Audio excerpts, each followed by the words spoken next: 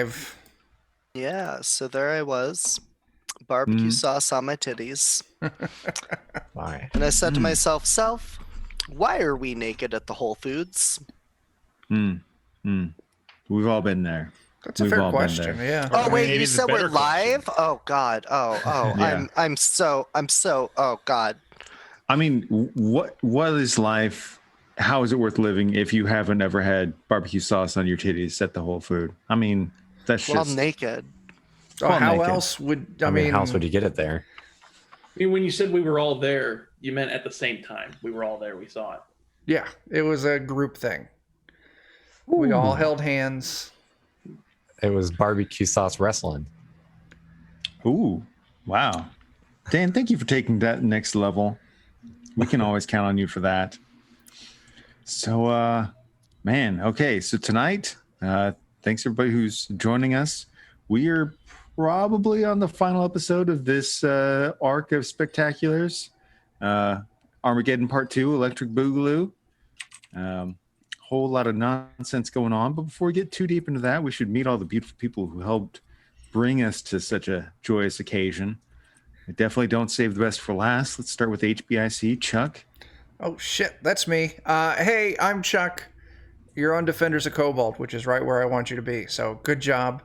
And I am playing the mysterious stranger, an immortal alien slumming it on Earth for, the past forever. Yeah, so that's me. Sweet. And then the man who I always say bless your heart to, because he's just so good at breaking my goddamn story, but I still love him. Dan, how are you, buddy? Not too bad, not too bad. Dan with Defenders Cobalt. I'm playing Shortcut, who, as Jeff says, shortcuts through most of the plot. We'll see what happens here. I think I've got a way to make his own prediction of the future come true, depending on how things go tonight. So I'm all for leaning into that. That sounds wonderful.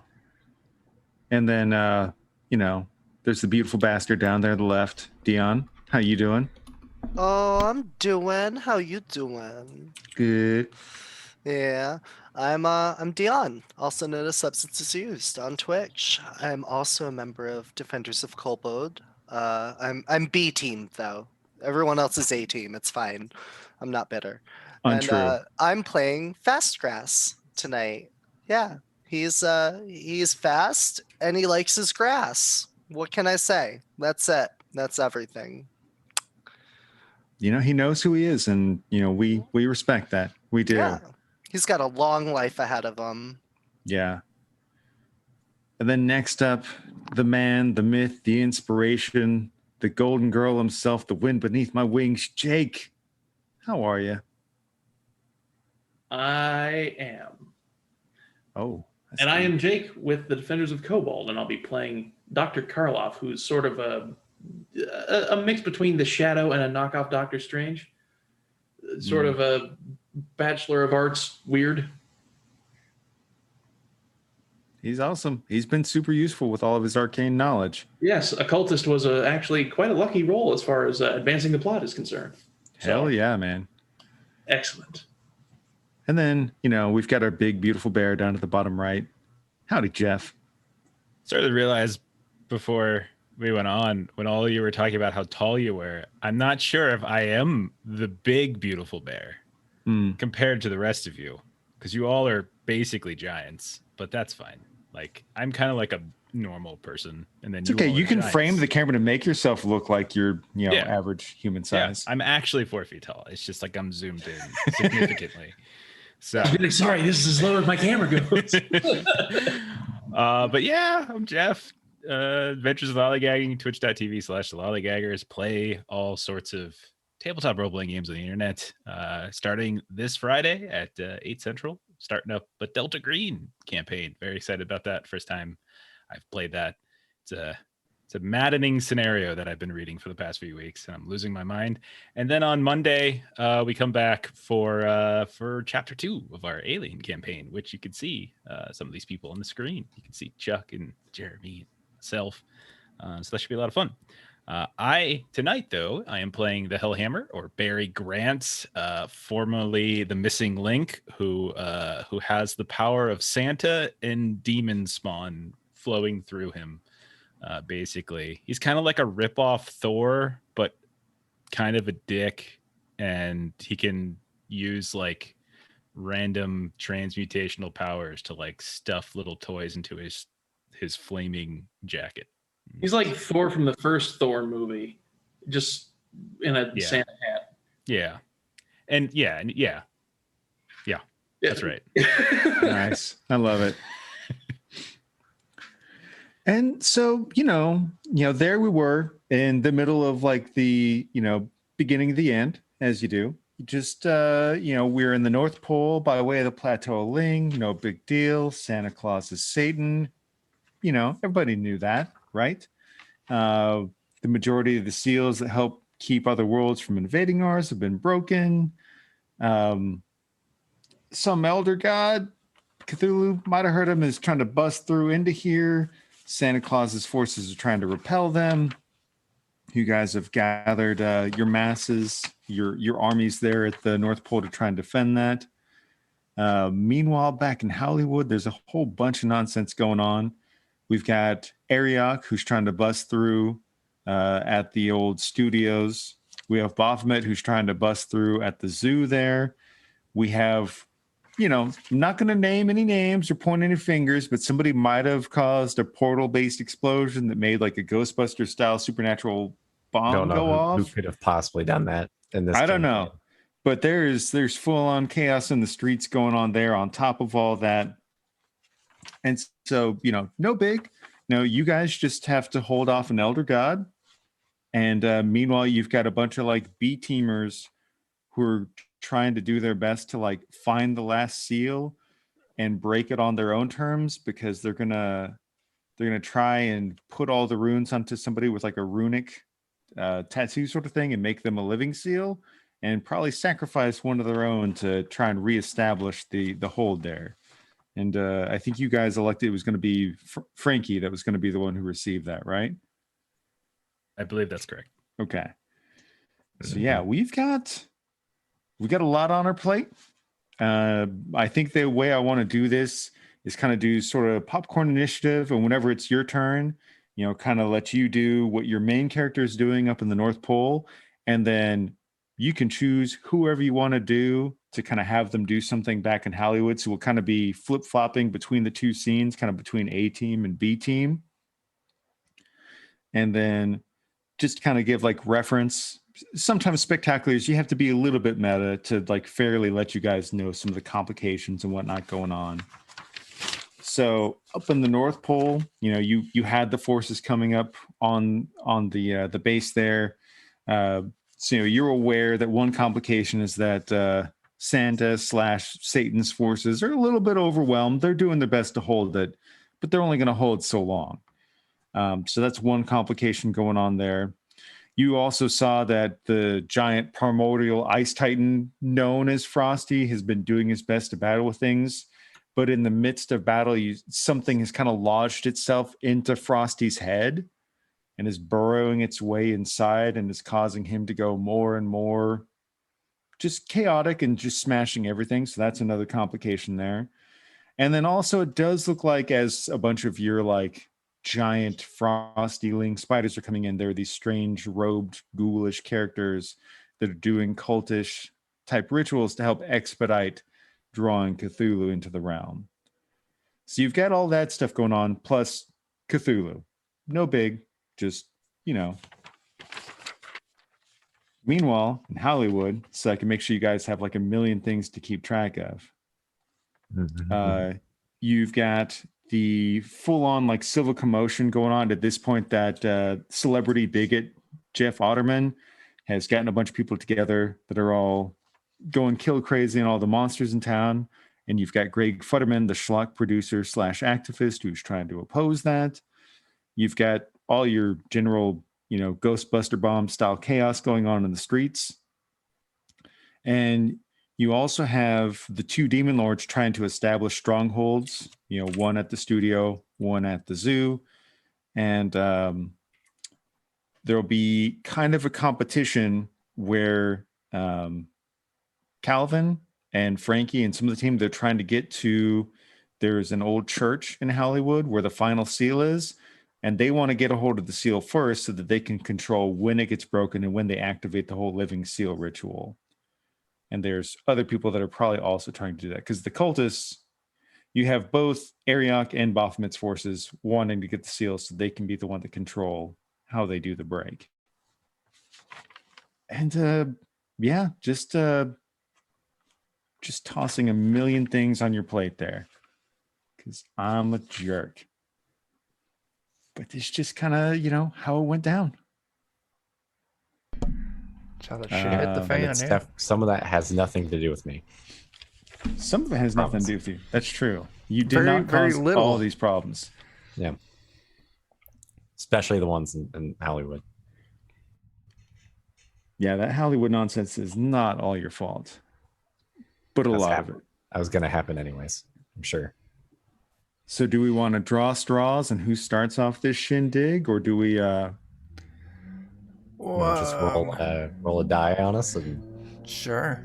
everybody roll like a D10, whoever rolls high goes first? Got an 8. Oh, Jake got an 8. Ooh. D10, is that what we're doing? Yeah. Yeah. I got my usual number. It's like Jake Right. or I. I guess it's So it begins. I guess it's a roll off between Jake or Chuck, or if either of you hands it off. Oh, I got a 2. Chuck got a 2. Oop, I got a 7. There you go. All right. So it makes sense that the occultist is the one who's going to kind of get you. You're the one who most quickly takes in everything that's going on. You just kind of have this overwhelming sense of like, damn. You've got ling spiders on the scene. You've got what you recognize to be night gaunts, these winged terrors flying through the skies. You see the ghouls. You see these like weird, almost cancerous blobs of flesh that you know to be shoggoths, and all sorts of other fun nonsense out there. Oof. I'm going to try to Nightcrawler teleport my way up into the oh gosh, what are the flying creatures called again? There's like Bayaki and night gaunts. I will grab the most person-sized creature that I can find. Okay. Teleporting. That's descending from the darkness above. Mm-hmm. And then I want to Nightcrawler teleport with that into one of the ghouls running around on the ground. Nice. So you wanted to do more of like the supporting Santa's forces, Right. like helping out with that complication? Yeah. Cool. I dig it. So, all right. 80% is my teleport goal. Was that? Yeah, that was it. 7. Go me. Awesome. You do. Unfortunately, you did have a chaos pit pop up because you are like dive bombing into him. So you are going to check off one of those, but not surprisingly, dive bombing into all this chaos. Maybe the creature claws and gnashes at you as you're going down. You take 10 points of damage. Yeah, that's fair. It's not terrible, but between the clawing and the biting and the crashing, it wasn't too much of a surprise. You expected to take some licks from that. You're flying an abomination into another abomination. Not exactly, the most foolproof of plans. It's not foolproof, but man, that's a really good opening gambit. I have to respect that. Yeah. Gotta go big. Gotta go big. So meanwhile, back in Hollywood, who would you want to pilot, so to speak?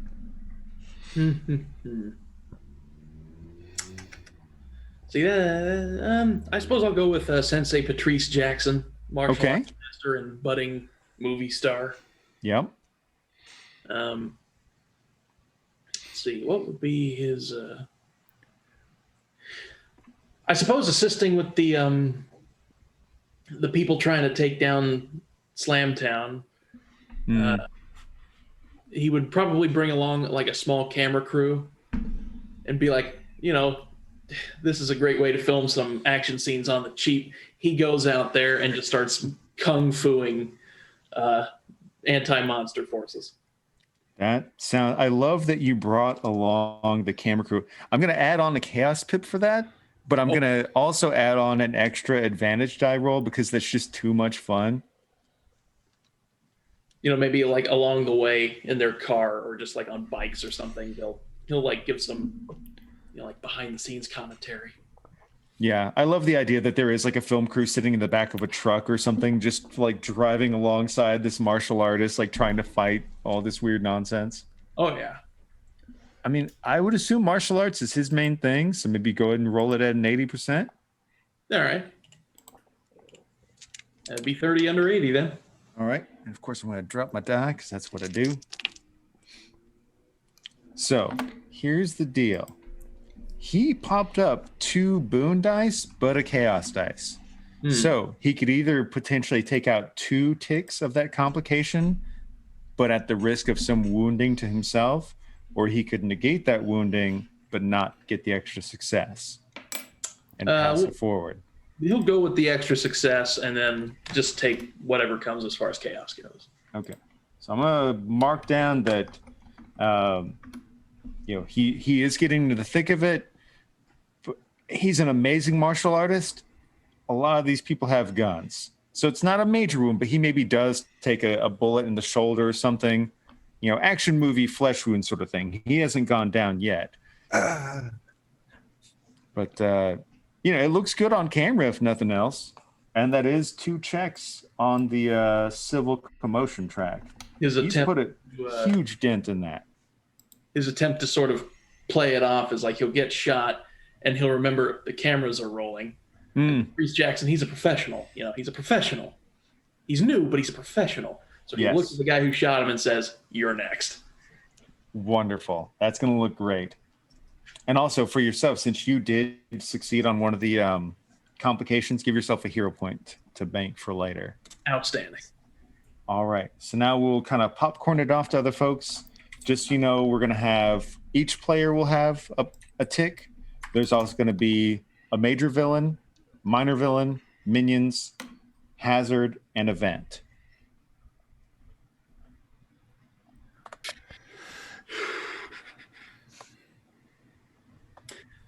I think I'll go with a shortcut to see what all sort of bullshit shenanigans he can pull to mitigate some of this chaos. That sounds fair. I was thinking, since I BS my way into a couple more abilities as I do, I might start by giving us another round in the combat by using summoning to bring ourselves a friend too. Okay. So that's one of your powers that you drew, was summoning? Yep. I can draw a 50 resistance hero. They'll take a spot in the initiative, and they basically just have a 50% chance to do whatever. Cool deal. So since we're kind of doing the streamlined initiative, probably what I'll do is I'll just let you do an extra action on your turn with your summon person. Yeah. What I've done with the summoning stuff is I do make you roll it to summon them. If you fail the summon, they don't get to activate the same turn. Is usually how I've been doing it. That's fine. I put shoot. Well, immediately I'll have to use my hero point to make that succeed. Okay. But what would shortcut summon? I'm a little bit curious. I feel like it's basically just going to be another looking version of themselves.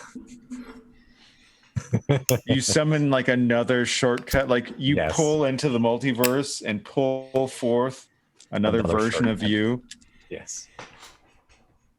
I feel like not at full steam because they're not on their natural plane. Yeah, I feel like that's the right amount of BS for shortcut. Is he'd just get another shortcut? Of course they would. Bless your heart. Like he'll come through and he'll be like, "You didn't actually grab that gem, did you?" Oh, for God's sake! Nice. Oh, you're the one who did that. All right, fine. Yeah. All right. Well, since you succeeded on the roll, go ahead and have them take their action too. I think summons act on a 50%, right? 50%. So I think you said there was like something burrowing its way into our frost giant friend. Yeah, like some sort of weird thing. Like initially you couldn't see it. It was invisible at first, but then you see like there's some weird blob that's attached itself to his head and it's burrowing these tentacles in.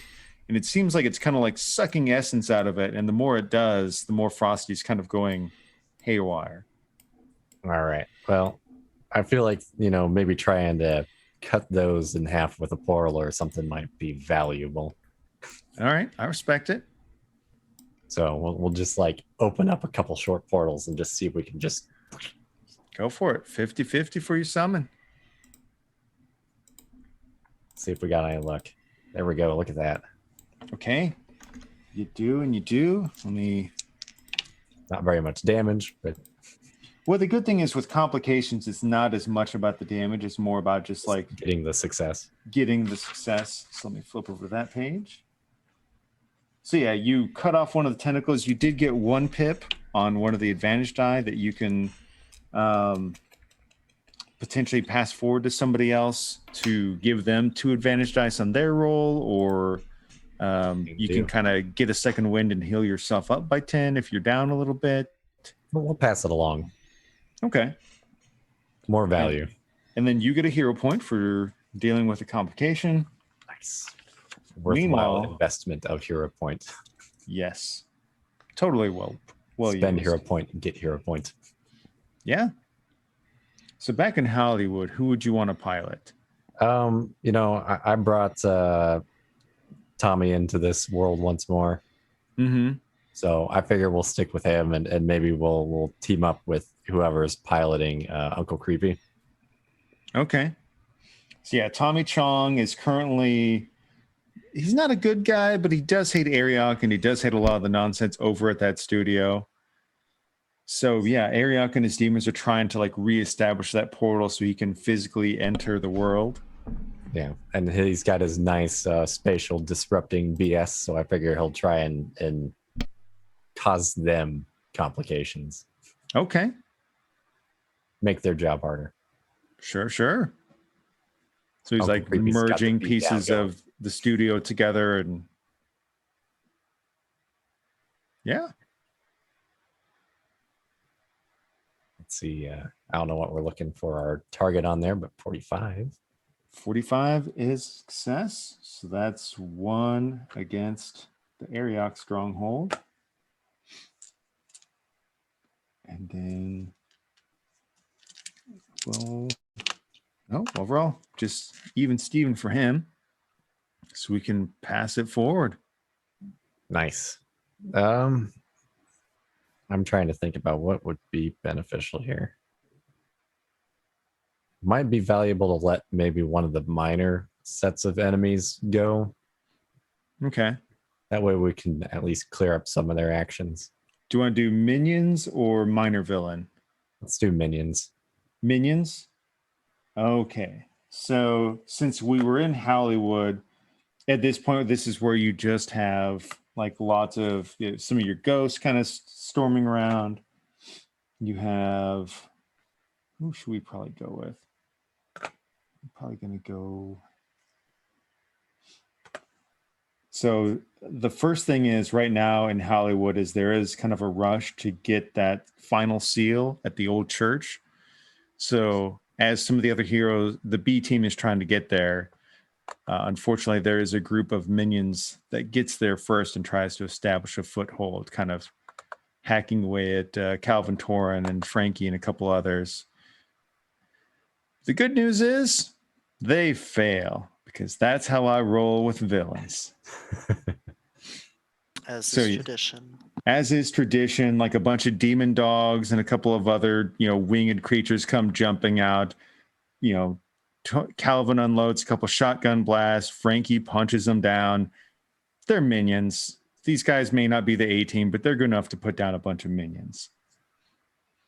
Meanwhile, back at the North Pole, we've got, I think for me, what's the most fun is just to have like a bunch of Shoggoths like trying to devour a bunch of elves. But even they Even they fail. Those elves just don't look that tasty. They're like, I don't know. They don't. Like, so you have like this cancerous form trying to rise up over a wall, but then you just at the last second, another like, couple of elves work together to get like this Gatling gun mounted, and then just a rapid fire gumdrop assault shatters into it, and all the gumdrops like explode inside of its fleshy form, making it ooze acid all over the snow.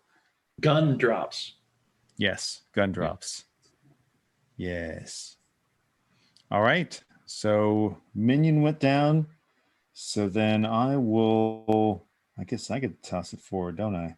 I'll toss it back to, what is the Mysterious Stranger doing right now? Oh, well, initially he was going to work on dislodging that thing from Frosty's head.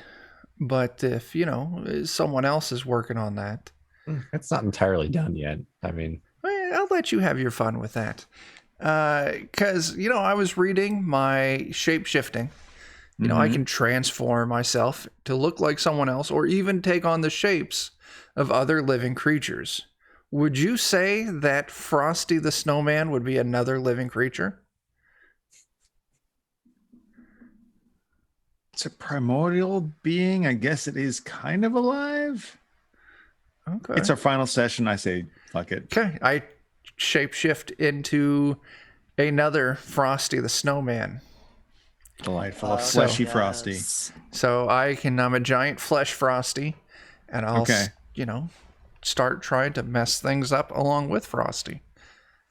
So this will be a 70 for me, and I get a 60. What's that? So which are you focusing more on, like beating up on the opposing forces, or Cthulhu himself, or probably like cultists trying to do the ritual? Probably Cthulhu himself, I think. If you're going to be a giant snowman, you might as well swing big, right? I agree. So yeah, that's what I'm going for. And 60 out of 70, so I passed that. All right, you do and you do. You raise your giant frosty flesh fist up into its face, and it's a little weird because it's not quite like whenever people tried to attack Ariok before and he just like attacks would phase through it. You do hit, and you do get a little bit of pushback when you do it, but you feel like you didn't hurt him at all. You kind of see like whatever damage you do pushes him back, but then just kind of starts reforming. Okay. But you do see that you successfully pushed him back a little bit. All right. Yeah, I'll take that. That's fantastic. Yeah. So yeah, you're just up there duking it out with Cthulhu, as you do. Yeah, as you do. Back in Hollywood, that corporate shapeshifter. Yeah. That's Mudmug.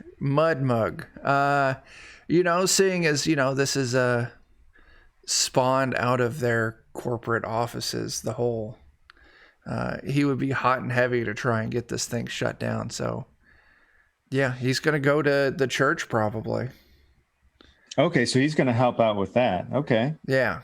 Okay, so they're going to have an unexpected ally at the church. That sounds awesome. So as the B team is dealing with all that, they're being overrun by these demon dogs and whatnot, slurping in as he does. How do you think Mudmug wants to take the fight to them? He is going to turn into a giant like slab wall. Okay. And just try and teeter over and fall on the evil forces there in the church. That's wonderful. I strongly support that. He's got a 75% chance. All right. Nope. Well, he does turn into a big slab wall, and he does fall forward. Oh man, I forgot to give you Dan's bonus dice on your Frosty roll earlier. Oh, okay. Give you that. And you got one, so you can pass it forward as well. Or if you're hurting, you could give yourself like 10 health back or... Okay. Yeah, I'll probably pass it forward. Yeah. All right. Yeah. So what we got? We got Fast Grass and we got Hellhammer. I'm just going to roll a dice because I don't want to choose. Lots of bad guys too. Yeah, there'll be lots of bad guys, and there is an ally card in the mix, so to speak, too. Yeah. I'm going to go with Hellhammer. All right, Hellhammer. Absolute chaos. Okay. So in terms of just like the villain is the Cthulhu monster coming through, and the minor Yes. villain is Frosty. Am I understanding like the Frosty's kind of like a neutral agent right now. okay? There's like the minor villain hasn't popped up just yet. Okay.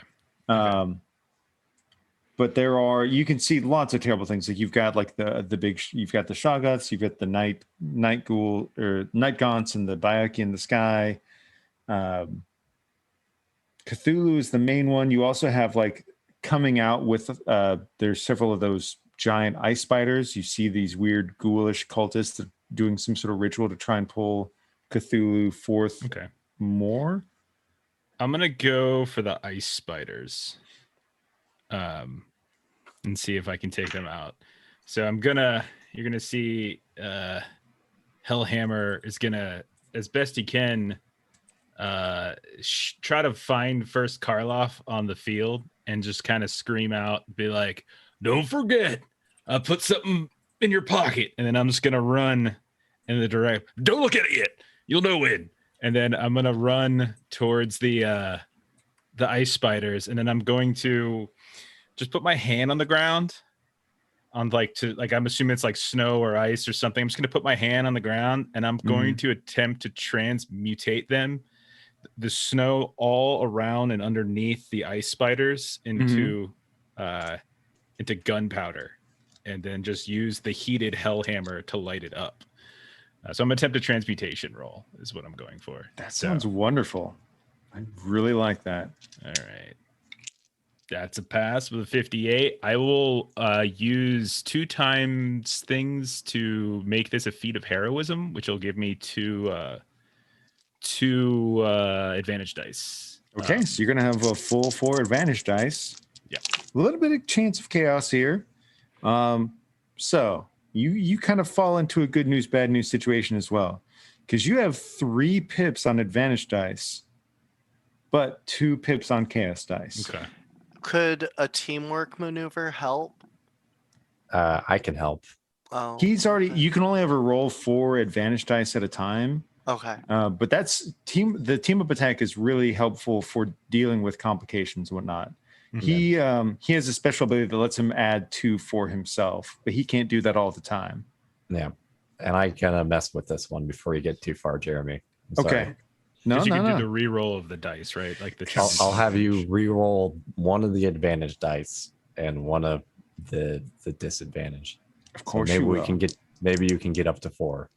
Yeah, of course you will.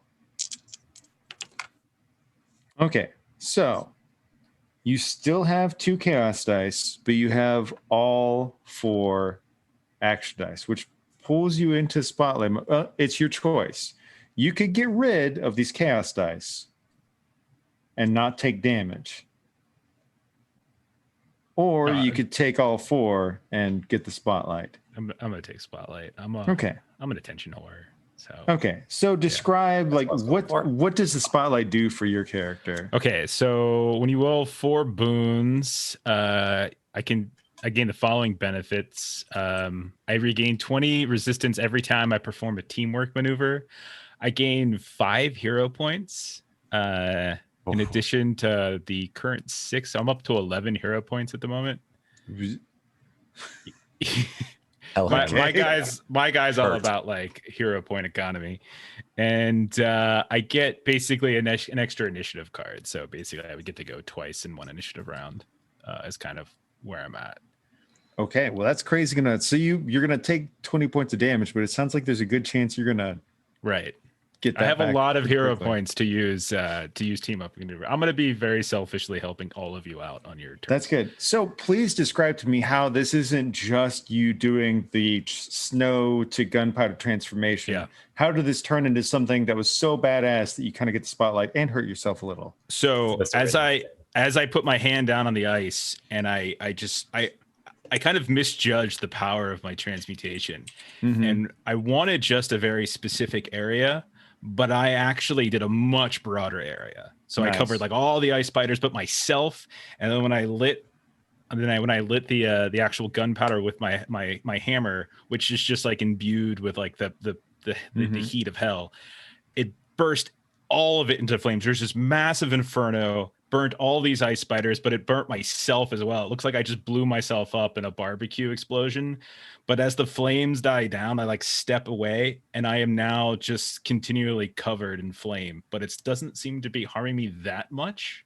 Like you can see, like there's like the scorch marks that were on my jacket have been burnt off, and there's just actual flame now that's still kind of tailing me. And it hurt at first, but yeah. That's delightful. Now And it also, if it makes you feel better, you just completely blew up all the cultists in one go. Awesome. So yeah, Okay. you just blew them all up. Merry Christmas, you filthy animals. I have so many Exactly. hero points. I have so many. Everybody, you're getting an assist from me when your turn comes up. That's good. You know what? Honestly, I wrote down all these notes like this is going to be terrible. Now you guys are you're gonna cakewalk all over this. Who am I kidding? Until I gotta say, I do like Booster. And so, Booster is useful. are those minions, by the way? Like Uh, just effectively, or yeah, a squad of minions or something? It was more. It was a complication, so to speak. You got between your success and then the 4 pips or the 4 advantage die. You took out 3 pips worth of a complication, All right. Okay. Fair which enough. is still gets you 3 hero points. Sure. Oh boy. Okay. 3 more hero points. Yeah. Yeah, I was gonna ask because every time we defeat a villain or a squad of minions, I also get a hero point. I'm sitting on 14 hero points at the moment. I'm just gonna one-shot Cthulhu. Can we just fight Cthulhu? I could just turn all that into Cthulhu damage. is on the table. Like you just have all this other stuff going on too. Like Cthulhu's like a third of the way through. Like he's kind of doing that. You ever seen an octopus like shove themselves through an opening that's not really big enough for them, but somehow they can just kind of like a third of Cthulhu has octopus style squeezed himself into reality. All right. He was going to come forth a little bit faster, but then you just murdered all the cultists that were going to try and make that happen. Nice. You hurt my feelings, Jeff. I'm sorry. It's okay. Bless Oh, your you heart. had any. Oh, well, thanks. Don't worry. If you want to be mad at anybody, you can be mad at me. Oh my god. I killed all the cultists at once. Oh my god. Oh man. All right. Gotta take a shit. I gotta take a shit. It's gonna get me. We can't do that. All right. So meanwhile, back in Hollywood, what would Okay. you like to pilot? So, how's Skankles looking? A lot of the people who joined the fight against Otterman were from Skankles. Okay. But you probably have like a skeleton crew there, still kind of like, you've got the barkeep or whatever still sitting there with the shotgun behind the Yeah. counter. Just in I was case there's any thinking- looters. I was thinking, if you're saying that like some of them the Skankles people reinforced, I would like the Medusa waitress lady. Mhm. That that missing link back in the day kind of got along with. Mhm. I would like her to kind of show up as part of the support. Okay. And I would like her, if it's okay, to not only actually have sort of snakes in her hair. They don't have to be like superpowers. She just could have just not showered recently, and there's just like a nest of snakes in there. And if it's possible, can she have like a hot dog gun where she's just firing like dry, crunchy hot dogs at people, and she's just like Al Pacino in Scarface is just and just firing hot dogs at the crowd? Can this happen?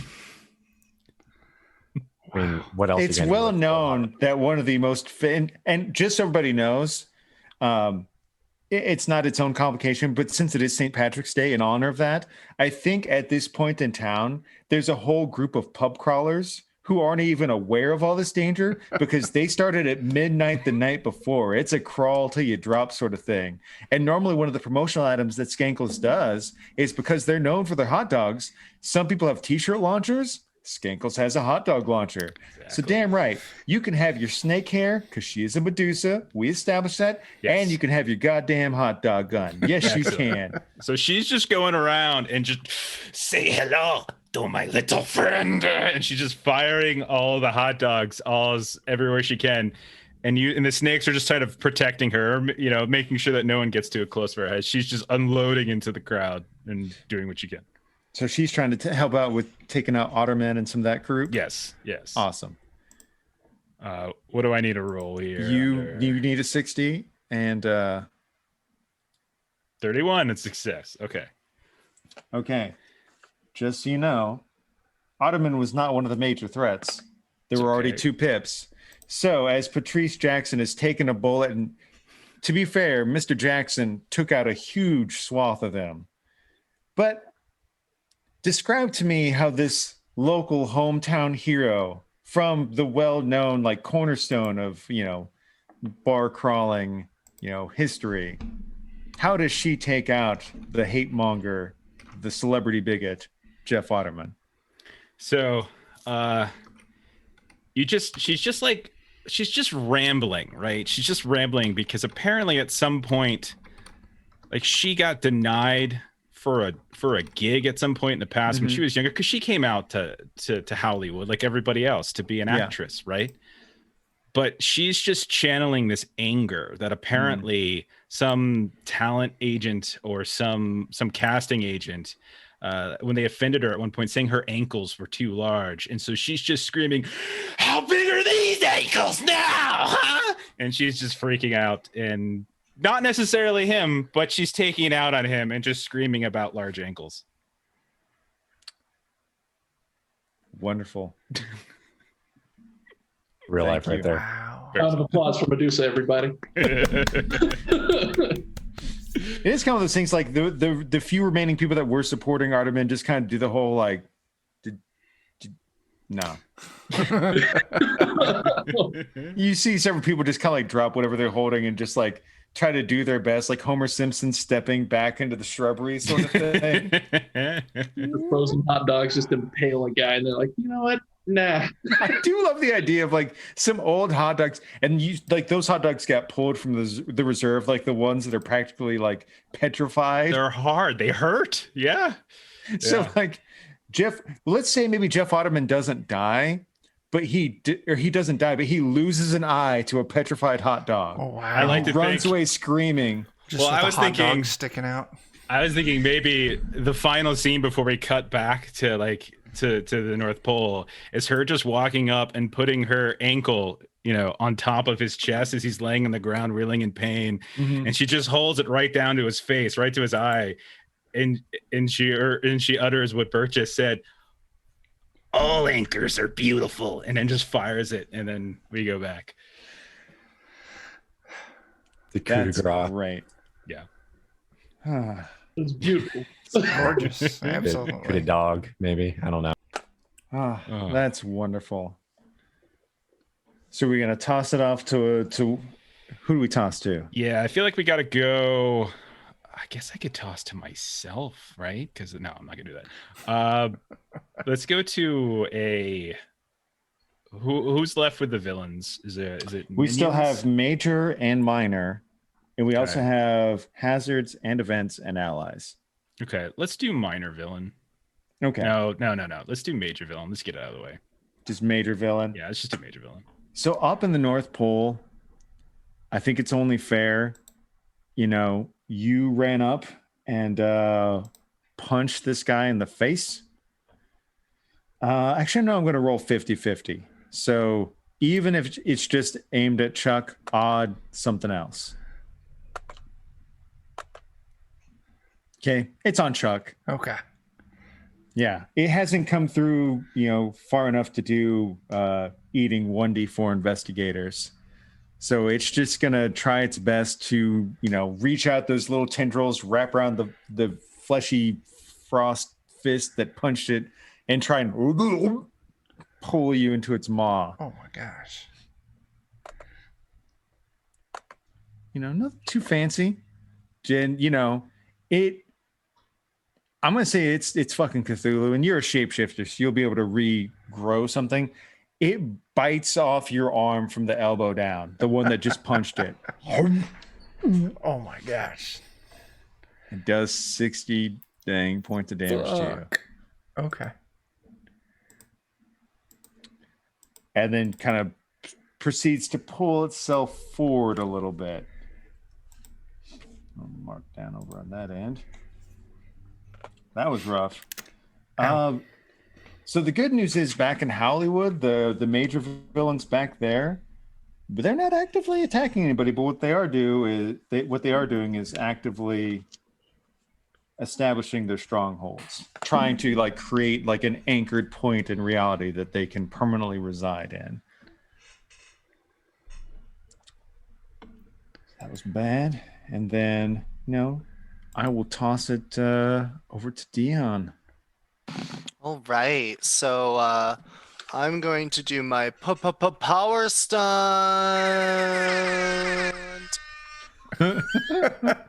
And with that power stunt, that's the thing that gives me another turn at the end of the initiative order. Wonderful. So is that my action for this turn, or can I still do an action? You still do it. So that's basically like it has like a major cooldown on it. Yeah. But it lets you act twice this round. Can I do my support thing and an action, or is that considered my action if I do my support? So ability? like you mean like do the team up attack sort of thing? No, the team roll support. Oh, It yeah. says on my turn I can spend hero points to heal. Oh yes. Does that count as my action for the turn? It does not. That's a whole extra, especially and you're a super speedster too. Yeah, so all right. This is how it's gonna work. Order of operations.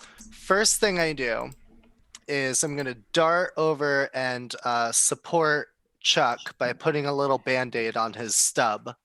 Can I teamwork this up a bit and just I'm going to continue like doing the burning of the ice thing, and so I'm going to clear a path of like snow and ice so it's not slippery when fast grass runs in the direction of our fearless leader. And so that's my kind of I'm just going to put my hand down and do the transmutation thing, just kind of just burn the ice along the way, clearing a nice smooth proper path towards him.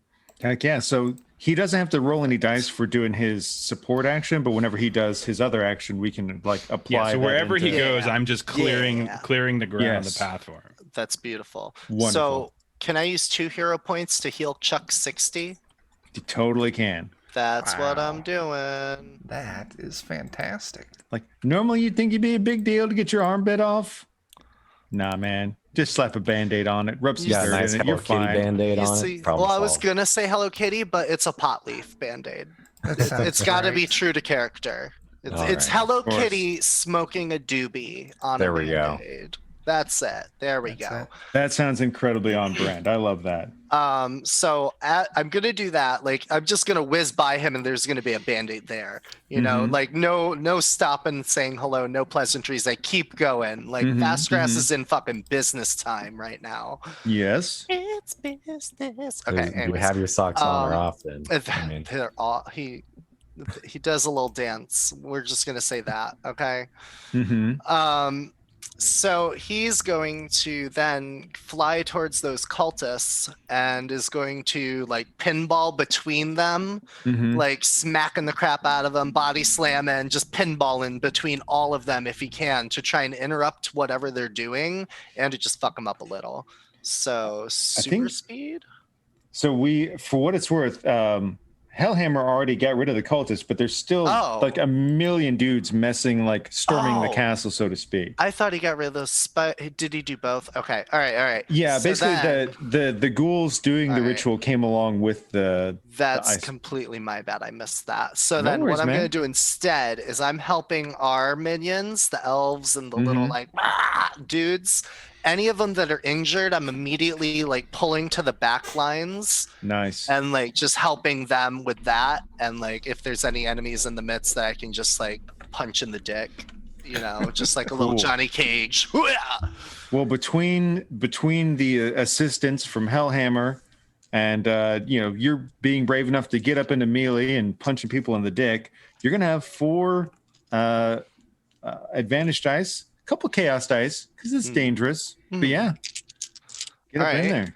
So, what do the advantage dice do other than taking the spotlight? They can help you take the spotlight. They can help you get more successes in taking out the complication. Sometimes they can help you do extra damage or maybe recoup some damage of your own. So can I use those 4 pips to like avoid harm and give like a boost to what I'm doing? Because you said I had 4 of them, right? And only 2 Yeah. chaos pips. I haven't rolled them just yet. Oh, Me. okay. So go ahead and do your super speed check. I rolled a 7. Okay. You rolled a 7. Right now you have 2 advantage pips and 2 chaos pips. Can I just cancel it all out? You could cancel it all out if you want, which That would sounds delicious. you'd still get the success for helping out. That was basically largely you do punch a couple crotches. You punch one blob thing, it starts to try and devour your hand. You know, take it back. You realize that's not somebody you want to fist. You kind of take that back.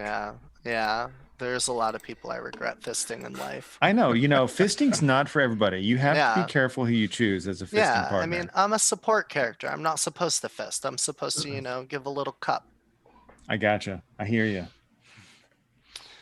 So, back in Hollywood, Yes. there's the B team is being attacked, and then the major villains are just setting up a stronghold. Well, so the big thing is like there's the 2 demon lords that are trying to push their way into the reality, but part of what they need to do is they want to create like an anchored stronghold so they can stay in this reality permanently. Because normally demons aren't allowed to like permanently stay in this dimension. Right. So they spent their actions trying to cement that. All right. So you've got like Uncle Creepy and Tommy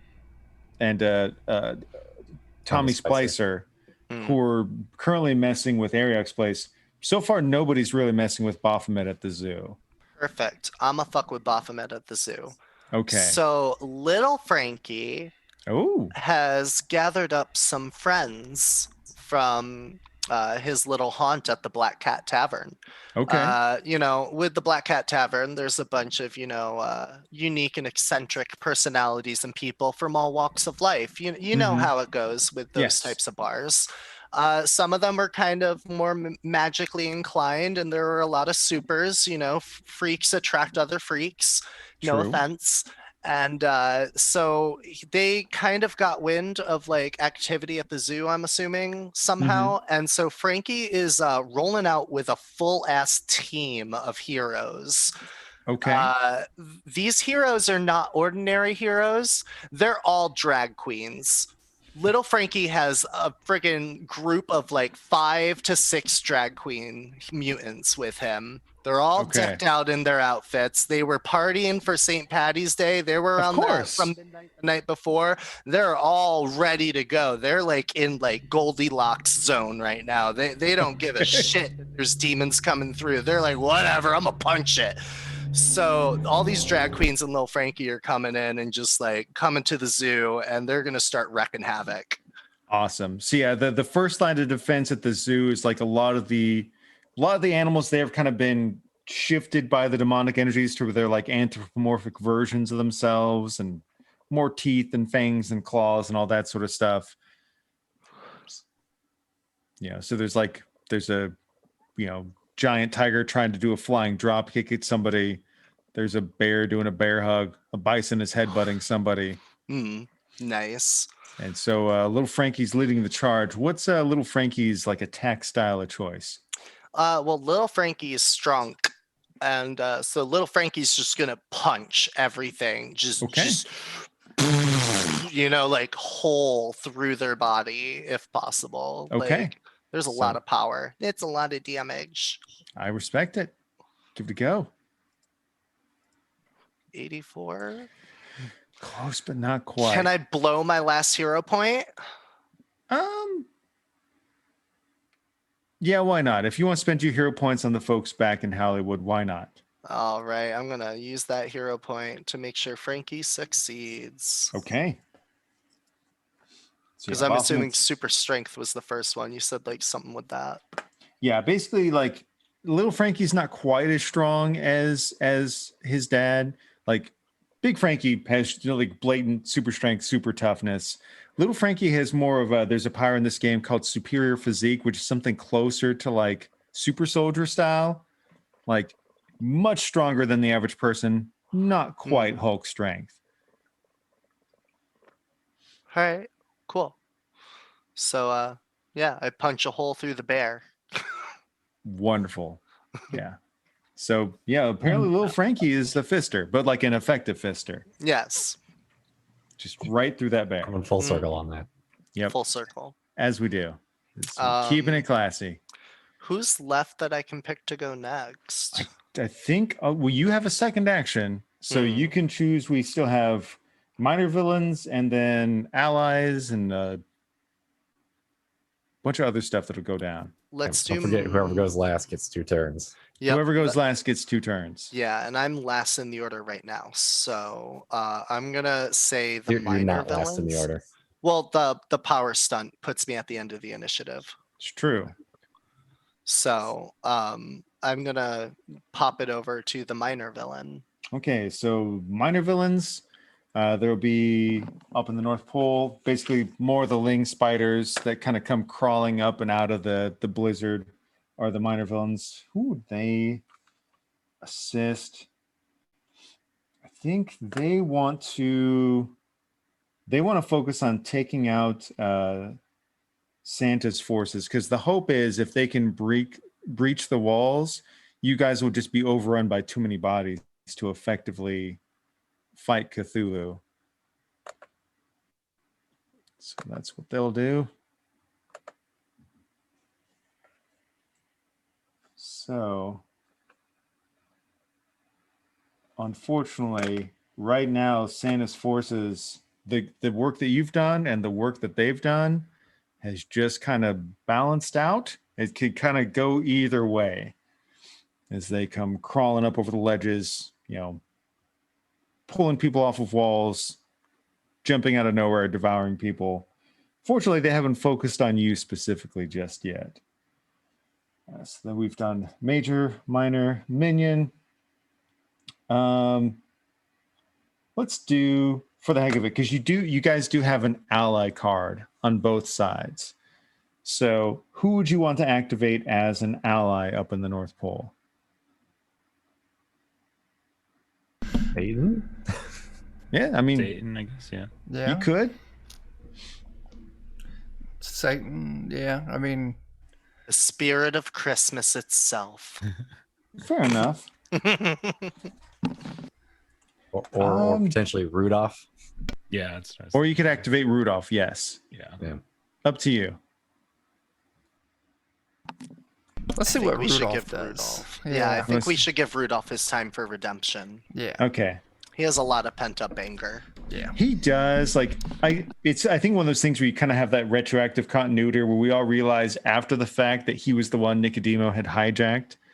So he feels pretty bad about playing a part in all of this. It wasn't really his fault, but he still feels guilty. So he comes out, and I had the most bizarre image in my head of like that Cyclops style visor, except it goes around the front of his face and just covers the nose. Who should he? I think he's going to try and help Frosty out. I think he's going to try and blast that star vampire off of Frosty.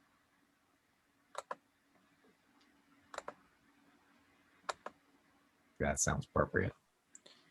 He tries, but it just doesn't happen. Because I rarely roll over like 65 in this game. It just doesn't happen, good or bad. And do you have any particular allies that you would want to draw upon over in Hollywood? Trying to think of who we maybe haven't tapped into. Yeah, there. who hasn't activated yet? Futterman has an angry mob. The Carnies. Yeah, the The Carnies. It's true. Carnies. There's still all the like Ghostbuster explosion style chaos going on in the streets, and there's also the 2 strongholds. What about Creepy? Did anyone activate You Creepy? haven't done Creepy yet? Nobody's activated Creepy yet. Let's go with Uncle Creepy then. Okay. So who I think was it Jake's idea to have Creepy turn, or was it Jeff's? I forget. I think it was To- Jeff. To what? To activate Creepy, like at one point during our Discord chat. So Yeah. how would you like for Uncle Creepy to be handling things? I mean, I think since his acceptance into the group his sort of deputizing. I feel like he's come into his own, and I feel like he probably has like so where is he specifically? Like what group would He's he be at in? the studios. Like the studios where Ariak had previously tried to create that gate. Okay. So All he was right. already there on site. Okay. And would he see any specific enemies right now that he could address? Yeah, because Tommy Splicer actually earlier did make an effort to kind of like pull some stuff down and approach it. So he sees plenty of the demons there. Okay. He can actually see, like at this point, it's just kind of an ethereal form of Ariok, but he can see everything that's going down. Like he can see plenty of people to fight with. Okay, so I think he's smart enough to know there's only so much he can do. So I like to think that he would try to lure a handful away, and kind of get them like use like one of the sets and like the different, if there's like an audience set of bleachers or something like that, almost like a gymnasium bleacher, and just get a couple of the demons to like chase him behind the bleachers, and then on the other side he hits the button and they close and crush him. So yes, yeah, that makes sense. Because Fight him on his home turf. yeah, exactly, because that was his whole thing, is he knew that studio system inside and out better than anybody. Yeah, that's delightful. That's all right. perfect. So I'll do my roll for that. Yeah, 22. Good. does and he does. All right, so actually, Ariok has 2 strikes against him. He's having a hard time. Very true, Christopher. Very true. Oh no. All right, so that was the ally card. Now we basically just have hazards and events. So let's do hazard first. So up in the North Pole for the hazard, as all this stuff is going on, the rift in energy as like these beings from beyond the outer realms kind of stretch through, and seeing the visage of this horrible and ancient god, it does start to stress the sanity of everybody there. So there's going to be an 80% sanity blast that affects everybody.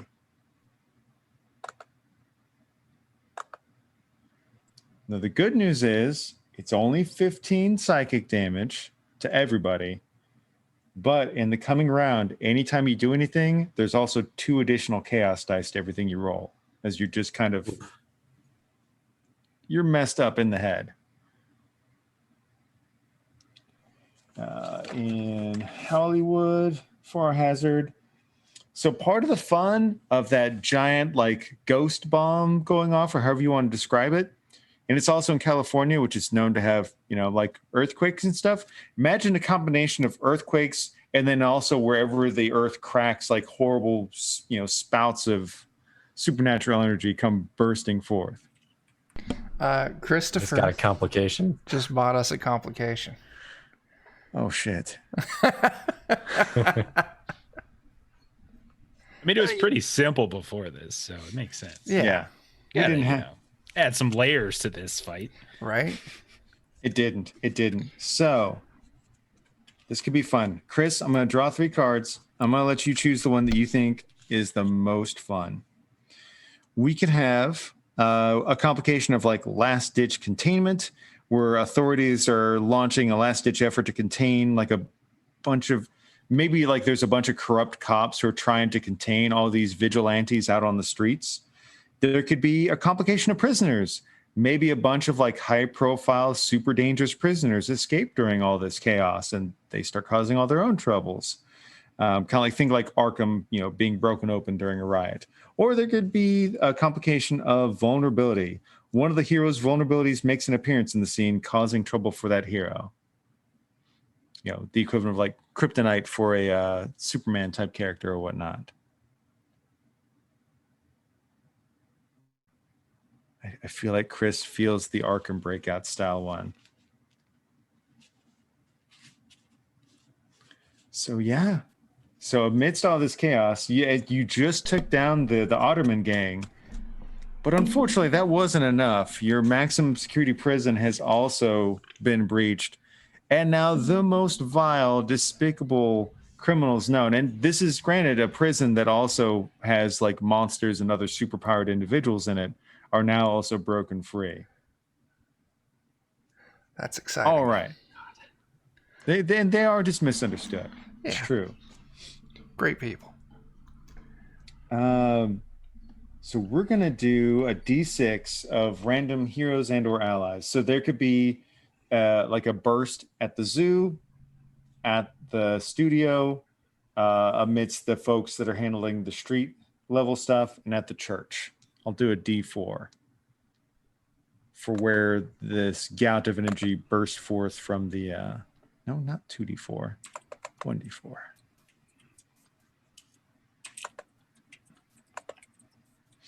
All right. So unfortunately, those people that are in the street, our Medusa-headed friend and several of the Skankles vigilantes, there's going to be a big gout of supernatural flame that comes up out of the earth as there's a crack in the fault line. But I roll like absolute ass in this system, so they're all safe.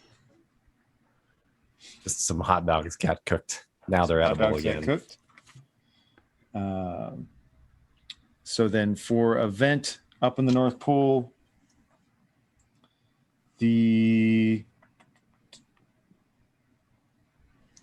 think what we're going to go with is for the event at the North Pole, we can it's going to be 50-50 between progressing a complication for the benefit of the villains, or we already did a complication. I'm just going to have them do that. I'm just going to have them progress complication. We're going to say that the Ling Spiders do successfully take out like the primary perimeter of the North Pole. And so the forces of chaos are now at this point starting to overrun the North Pole, which will cause things. Yeah. Unfortunately, Buffy's dead. Somebody ate her. Sorry, Chris. That's fair. And then, meanwhile, back in Hollywood, there are going to be a couple of cheap jerks, and the two demon lords will spend their events strengthening the stronghold. So Ariok is about 50-50. He's got two superpowered individuals that are messing with him there. Baphomet is close to winning on his. It's currently a tie at the studio. The next person to get a success at the studio wins. Currently, Baphomet is in the lead over at the zoo.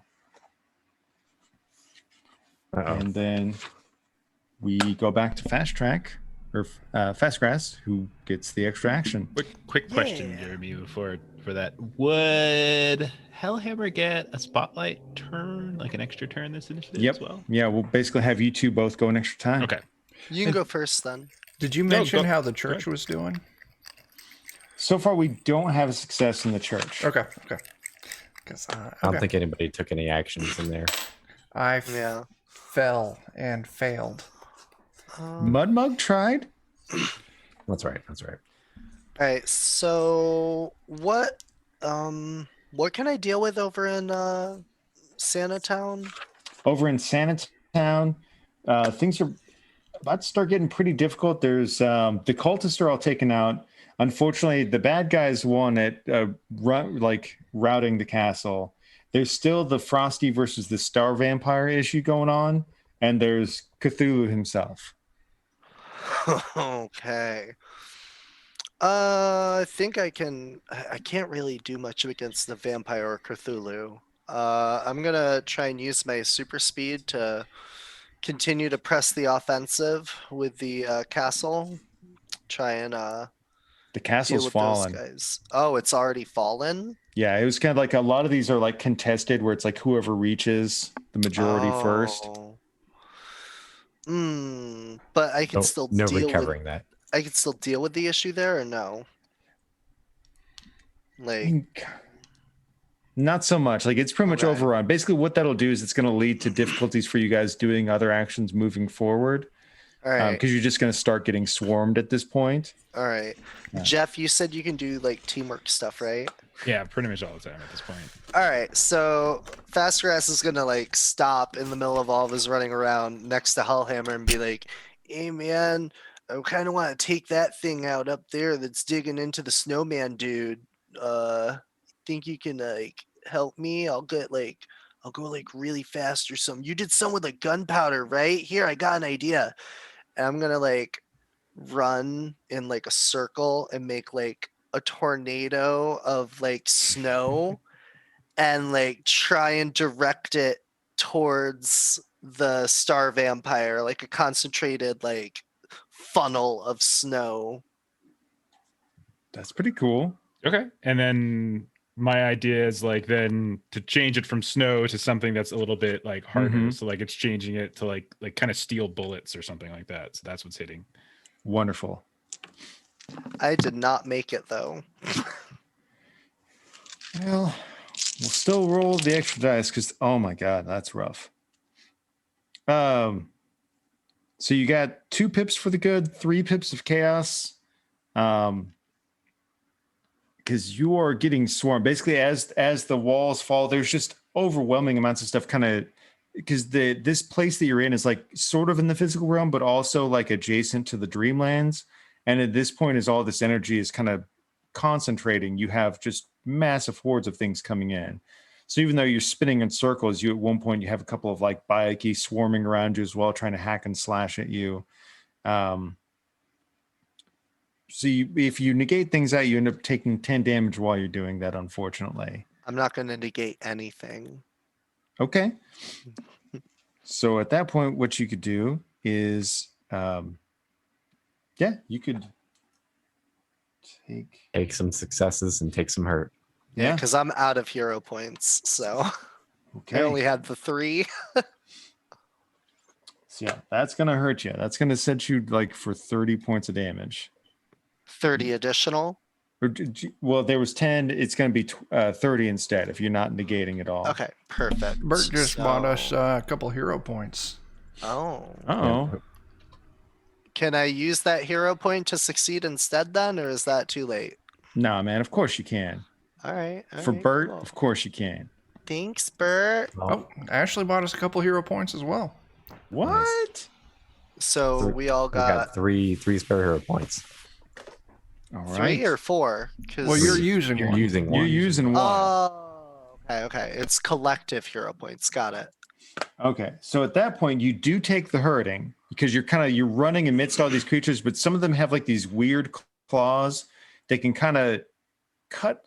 They're from more than one dimension at a time, and it doesn't quite make sense. But it's almost like they can just kind of stretch out, go a little bit ethereal, and it's almost like you run through them and you injure yourself running through them. And I take 30? Yep, but. Okay. You have successfully, between you doing that, you shoot up the snow, Hellhammer transmutes it into the equivalent of like bullets. You magically assault the star vampire off of Frosty's head. So now Frosty's kind of no longer out of the fight. He's not groggy. He's kind of got his presence around him. And fortunately, he's very pissed at the forces of chaos that have done this to him. So you've kind of rallied an extra ally for yourself. All right. Well played. Over in Hollywood, I'm going to say that Futterman's going to head to the church with his angry mob. Okay. And help out there. Good. I'm assuming he got like word that Frankie was holding the line just barely. Maybe someone shot him a text or something. He's running over. Okay. Yeah, that's viable. Give it a go. Yeah, so they're gonna help there. Do I roll? Yeah, give me a percentile. Oh, okay. Futterman's so he's got a 65% chance. Like, he's fairly charismatic. He's doing his best to lead this group. I succeed with a 5. Yeah, you do. These people are kind of like, they just dodged like a fucking supernatural earthquake. They just watched this awesome Medusa lady shoot a dude in the face with a hot dog. They're ready to go. They're not scared of any damn thing. So yeah, they come in joining Calvin and Frankie over at the church, shooting hot dogs and shotguns. into there, killing a couple demon dogs. Hell It's going yeah. well. Hell yeah. Who else can I popcorn over to? I think Jeff is our last person because he's got he's still got Alright. his fiery aura around his Alright. being. It's up to you. You're my only hope, Obi-Wan Kenobi. It's true. Can you describe Cthulhu for me, Jeremy? Just I'm curious, like what's coming out of the portal right now? right now, I think in the coming turn more will come forth, but right now it's mostly the octopus head that is kind of like Okay. smushed itself forward. It hasn't quite been able to get an arm through just yet, but like the head is through. Okay. Like maybe the top of a couple of the wings, like these almost clawed things at the top of the wings are trying to rip open the veil a little bit. It's Okay. trying to pull itself forward, but it's mostly the big octopus face. Okay. Well, I think at this point Hellhammer's gonna look around and see there ain't no one here left that can stand against me, so I guess I gotta go for the big fella. And so I'm gonna start running, and I'm gonna like get on some kind of piece of debris, like a piece of a wall that's hanging kind of crooked. And as I'm running, I'm gonna smash like the top side, almost like a seesaw, and just launch myself up in the direction of Cthulhu. Of course. And I want to try to get into his mouth, and I just want to start wailing around as best I can with my hammer. I just want to swing and swing and swing inside and just try to like take every bit of like his teeth out, like just whatever damage I can do in here. Okay. All right. I see where this is going. I see where this is going, Mister. I have 14 hero points. And 2 turns in a row. Yep. I respect it. Go for it. That's a pass. All right. Well, pass. So you got 2 advantage dice, 2 chaos dice. So yeah, that's 56 points of damage. You see that his body does kind of reconstitute, but the more damage you do, the more you kind of knock him back. Do you want to balance out your chaos and your advantage dice, or? Yeah, we'll just cancel them out since it's 2 Okay. and 2. I will burn 5 hero points to do an additional 100 damage. Of course you will. Proud of you. I am too. That actually does enough to knock him back enough to put him back at square one of where he was. And like you do mangle his face just badly, like maybe even like knock one of the tentacles off, chip off like the beak style mouth at one point.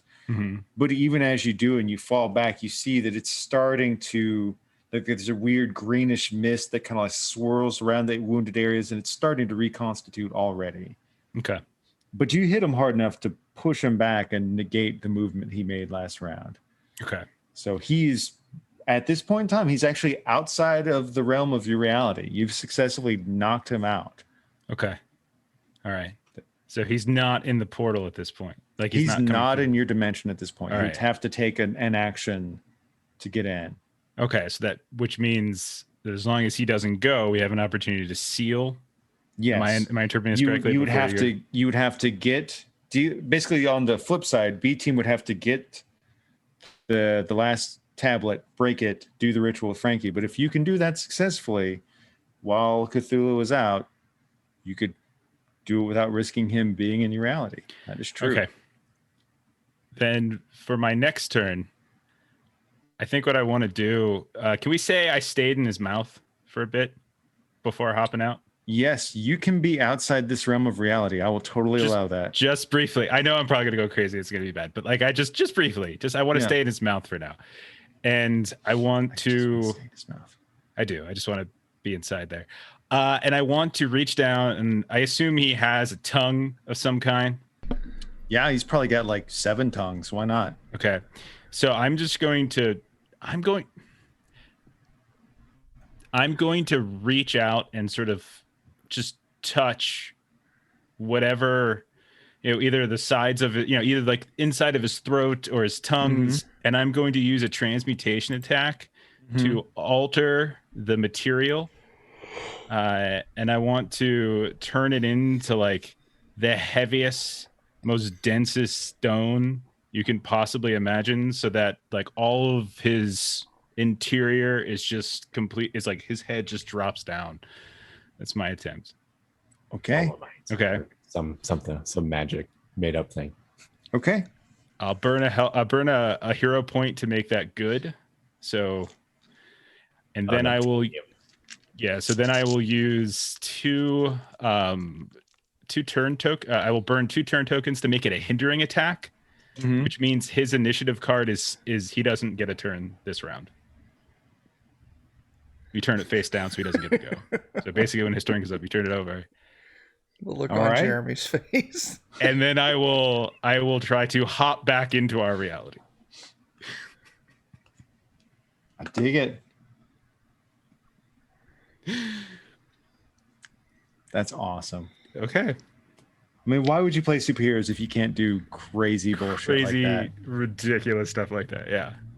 Okay. And I just do want to point out that's the second time on the Defenders of Cobalt that I've been inside of Cthulhu. It is, True. yeah. This was by far the classier Yeah, version. this is a little more So dignified, yeah. Yeah. It was way Yeah. better. Quite a bit. Yes.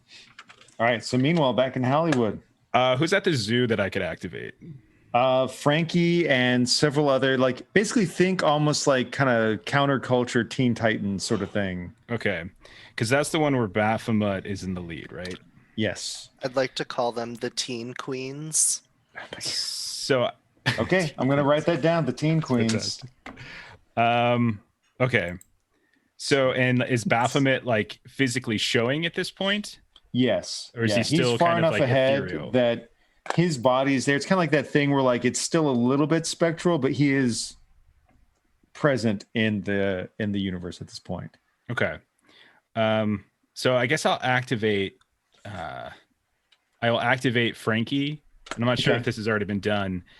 And I feel like he's gonna go around and he's gonna get the teen queens to start like breaking open all of the cages of like the tigers, the elephants, the bears, whatever else they can get, and just get all of the zoo animals that they could possibly get on their team to start just open them up and see if they can like just swarm around and join the team and help out, like so they could just take out whatever like demons or just start swarming on top of Baphomet if possible. Well, as it turns out, so little Frankie, when I was chatting with Dion about some of the abilities he would, so primary ability is like the super physique, so to speak. The minor ability is the super toughness, but the middling ability, the secondary one, was going to be like a super charisma. So actually, yeah, you can roll that at 70% because that actually completely lines up with what Dion had planned for him. 84. Yeah, that's a fail. Yeah, well, that's a good thought. It was a good thought. It was a nice plan. But unfortunately, Baphomet is kind of like the Lord of Beasts and just kind of he's too in control in this region for that to happen at this point in time. So who are you gonna popcorn it over to? I'm gonna go towards Mysterious Stranger, see if we can take care of the vampire. Because I know that he was doing the snowman thing at some point. I think at this point, Frosty's been freed. Your teamwork with Fastgrass took care of that. Yeah. Okay. I didn't know that either. So who all is left at the North Pole? At the North Pole, mostly it's just dealing with Cthulhu and all the whole sanity overblast. Now, the one thing is, at this point, now that the fort is overrun, as this turn starts, you're pretty much going to automatically take damage on your turn, just from various nonsense going on around you. It's not going to be a lot, but How big is this fort in relation to Frosty's ass section? I mean, it's a big old city. We kind of established like it was like our version of the creepy North Pole was like a big industrial city / fort sort of thing. So pretty big. Okay. It's bigger than his ass. I mean, Frosty does have a big ass. Yeah. Okay. Then you know He's got ice cream cakes. He's got ice cream cakes. Yeah. Even if he backs that cake up, it won't be enough. I think. Oh God! See, So as you mentioned earlier, there's not really anything we can do against the overrun city, right? I mean, you can still take actions. Maybe if you took an action against it, you could prevent some of that ongoing damage to other teammates. Mm-hmm. If you had a really fun and clever idea. I do. Mysterious Stranger is gonna, go super stranger, taking a cue from our journey to the North Pole, and he is going to transform into a Sharknado. Of course he will.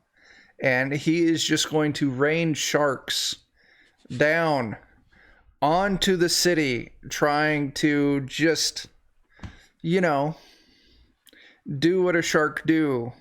Nice. So it's sort of like a turducken of chaos, like where like the Shoggoth eats the elf and the shark eats the Shoggoth. Yeah. I mean, exactly. Yeah. Okay. So yeah, that's what I'm gonna do. I love it. Go for it. 80 to hit this. Ooh, got an 83. I will spend a hero point. Okay. To make that a success. So I have good news and bad news for you. The good news is you're going to prevent everybody else from taking automatic damage this round. That's up in the North Pole. All right. That's the good news. The bad news is 3 chaos pips popped up. Oh. Okay. So you're a big target right now, which means a lot of Bayaki and Night Gaunts and a couple of spiders are all leaping on you. Or no, you switched. You turned into a Sharknado. I apologize. Still, there's a lot of me around there for them to. Yeah. You're doing a lot, but you're also made yourself a very open target. Yeah. But yeah, no, that works. Okay. So what about over on the Hollywood side of things? I am still gonna keep going at the church. Okay. Who are you gonna activate? I'm going Mud Mug again. Okay. I respect it. He is now a wall on the floor. Yes. He is just going to turn into just start shooting spikes, mud, clay spikes. Yeah. All over. Just porcupine that thing all up. Okay. Yeah. 21. So it's a pass. It is. Okay. So they are just 1 pip away from getting that final seal. Okay. So yeah, let's see. I think I want to go ahead and get some of the enemies out of the way. So what's the lowest tier enemy we've got left? Minions. I'll activate minions. You activate minions. There's not really other people for the minions to attack on the North Pole, so everybody's gonna we're gonna make a minion attack against you guys. They've got a 65% chance. I'm probably still gonna miss. You got a 9. They do hit. They don't do a lot of damage. Basically, everybody's gonna take 5 times number of heroes, so 25 damage. Okay. Which is not insignificant. It's not insignificant. Like it's enough that if it persists, it'll become problematic. I am now bloodied. Same. What's bloodied? What level Under is that? 50%. Yeah. It's from 4th at D&D. Yeah. When you I'm I'm at 70 damage out of 100. Oh, remaining guys are really or dealt? tough. I was like, maybe I've done too much. Maybe I've set up too many things. Who am I kidding? Yeah. You guys are so damn tough. That's the way it should be. I think in a comic book, as long as you just show a hero bleed a little bit, it's like, that was good enough. Yeah, I think so. All right. Well, that is awesome. So that's the minions there. The minions over in Hollywood. I think, you know what? I think this should be our lovely prisoners breaking out. Who should they mess with?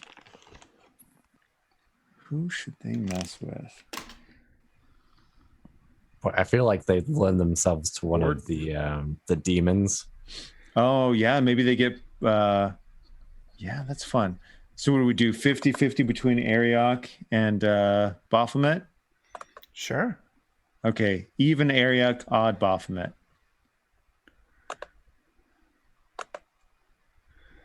Okay. Even Ariok, and Ariok is the one that's at the tiebreaker.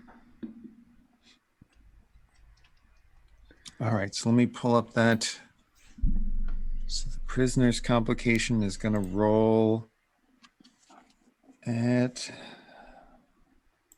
So it's only 60%. But there's a 60% chance that Ariok is about to get his foothold. Yeah.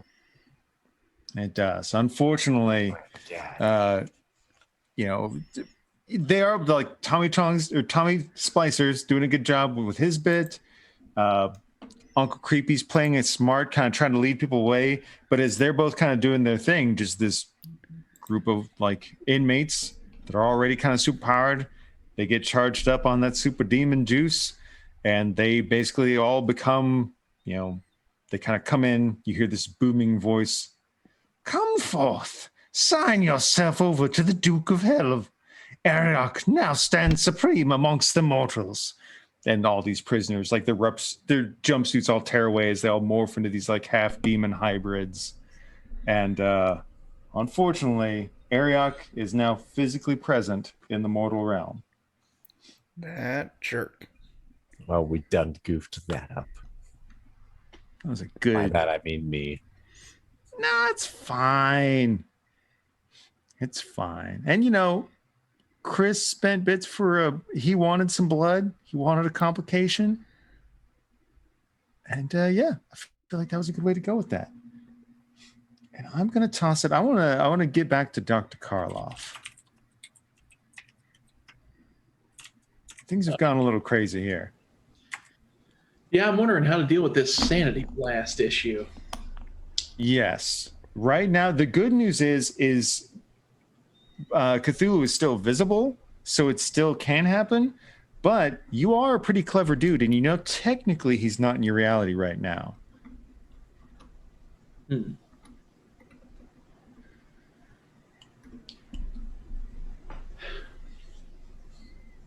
Is it his vision, his sight that's causing this sanity blast? Would I know that as an occultist? Of course, yeah, you totally know that. All right, so it's just his presence, the fact that we can see it. You see this thing that's just kind of beyond your comprehension, and it causes mortal minds to just blah. All right, I'm going to use darkness manipulation to cast a giant shadow in between our reality and his, so nobody can see him. That is a fantastic idea. It's the classic toss a sheet over the monster and then martial arts it technique for Cthulhu. Yeah, pretty much. Yeah. Oh, damn. Spending one of my hero points to make that a success. Okay.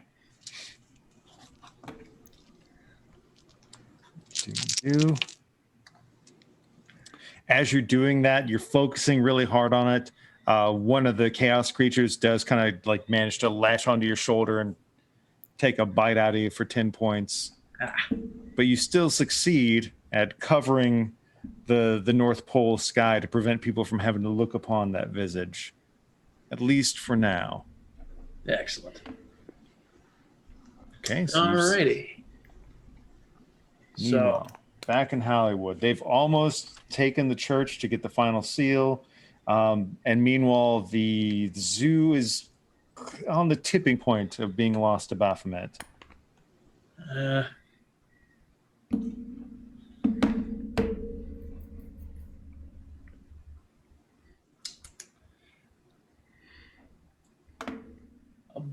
I guess I'll take the role of one of the queens at the zoo. Okay. Eddie Venus. Eddie Venus, of course. Yes. I love it. What's Eddie Venus's primary power? And,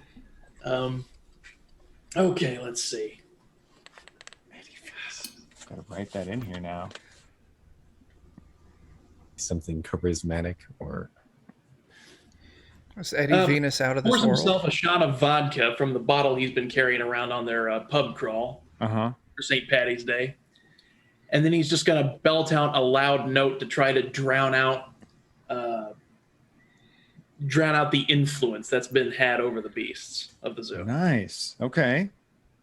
So sort of like a sonic scream sort of thing, or... Yeah.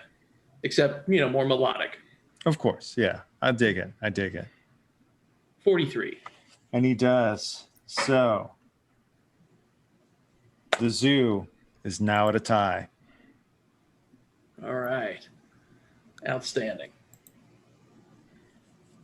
All right. Who gets the ball next?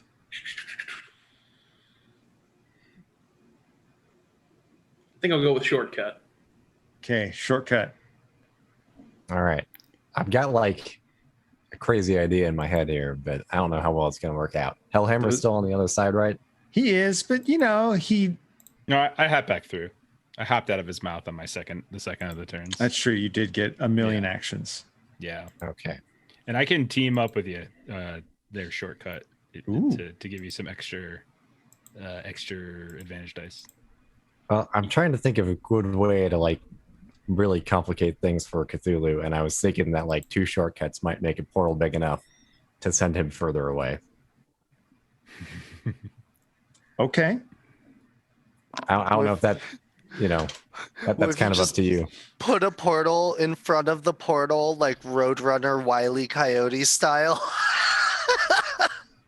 I need to be able to see where it's going, so I'm probably gonna have to go to the other side. Yes. Or put it just on the other side of the big darkness that I've put. Yeah, because then he won't see it, and then he'll come through and be like, "Yes!" and then go through. I have to have a destination for it also, which is the problem. Put in like Russia. I want him to not come to our plane. Oh right. Yeah, I'm trying to make Dan dies in the end. I respect it. So 2 shortcuts, I think, are going to go to the other side and try to make a big portal and send him somewhere further out. Okay. To wherever they see on the other side. So shortcut is bravely, willingly launching himself into the outer realms. Oh, gosh darn it. Christopher. Oh, no. About another complication. Wah wah. That's fantastic. Oh, no. Things. You have to stay to pick your complication. You can't leave just yet. That's true. Okay. Does that take precedence over my turn, I think? Well, I think it's going to tie in. Okay. All right, that's fine. Oh, man. Okay. Let's do that one. Doesn't work at all. So I'm going to redraw the last one. So there could be unexpected natural hazards, basically similar to like that earthquake hazard that was going on in California. There could be some sort of weird shifting of the elements here that could be causing damage. There could be derailing is the other one. That could be where like the damage to the castle is causing some of the various machineries there to go off. Like maybe there's a runaway train that's about to like ramp off completely unrealistically, but why not? There's a gingerbread train that could get derailed and ram into the heroes. Or if you want something that would be really fun, you could take the card of "You didn't think I'd come alone, did you?" And there could be some other elder being. Ooh. Oh my god.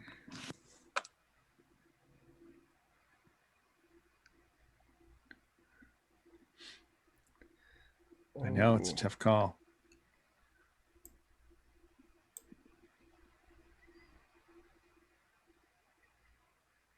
I know what I lean towards, but because I realized before I set this up, because the last session I just went to Cthulhu because that's my knee-jerk reaction. But do you know what the better callback would have been? Haster from the first episode. Yeah. So if Chris isn't entirely against that, I think it would be fun if you get out there and you are doing your thing against Cthulhu, and then at the last second out of the corner of your eye, you're like, oh shit.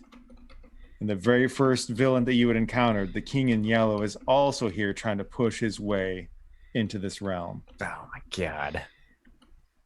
So you have not 1, but 2 elder beings trying to squeeze their business into your world. Too much excitement going on here. Elder beings are pretty much opportunists at heart. They're jerks. But so how is Hellhammer helping you out? Are you like helping to launch him to the outer stratosphere, basically? Yeah, I feel like that probably makes sense. Okay. All right, let's see how the rolls come up. You can do it, buddy.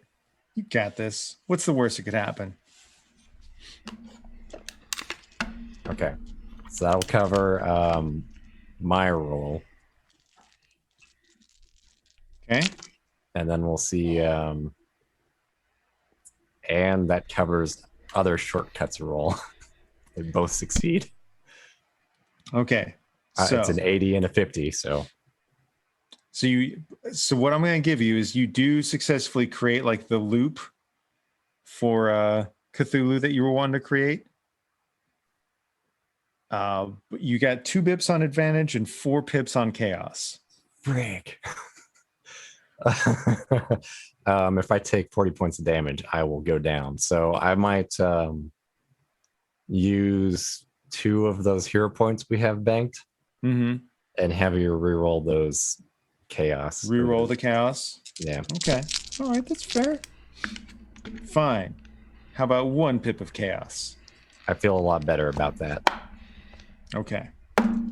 Which you can reduce down to nothing if you get rid of 1 of your pips of advantage, and you could pay that forward to somebody else. And if I keep that pip of advantage, what's the if you benefit take of the that? damage and you maintain it, I would say that you somehow with the placement of your portal, you slow Haster's progression. Okay. I may take that in this situation. Basically, you place yourself in a direction where like you're still stuck in the stratosphere. You're taking damage because it may be the thing that just because you're so high up, you're kind of not able to breathe properly. Your skin's starting to kind of get too cold and crack. But you're staying focused. You've put Cthulhu into like a perpetual loop, and you've placed it to where just that loop is kind of somewhat blocking Haster's path. You've dealt with 1 elder god, but there's 1 more trying to push his way in. All right. And the place that I want to fix is the church. Okay. Yeah, the church is. You've got a couple places that are right on the brink. So you've got your buddy Calvin, basically the old man. You've got Frankie there, and you also have Mudmug has been helping out. Calvin was my go-to guy, so I think we'll roll for Calvin. Okay. He's Calvin? the guy who's got to actually fix this stuff. So Okay. How do you think? Oh, yeah. Okay. sorry, I was. If there's bad guys to deal with, I mean, I assume it's just like Devil May Cry shotgun blasting. He did. He actually had crafted. He was working on crafting a couple more magical shotgun shells for you before everything had gone off the rails. I think there is like 1 minor demon that's there, or like like a little mini boss type guy that amidst all the other chaos pops up. It's about to grab the last seal, and then sure, he launches out like that 1 last blast of the magical shotgun and just shoots its chest out. It slumps back, and B team has the final seal. Yep, I want that. I want the seal dealt with.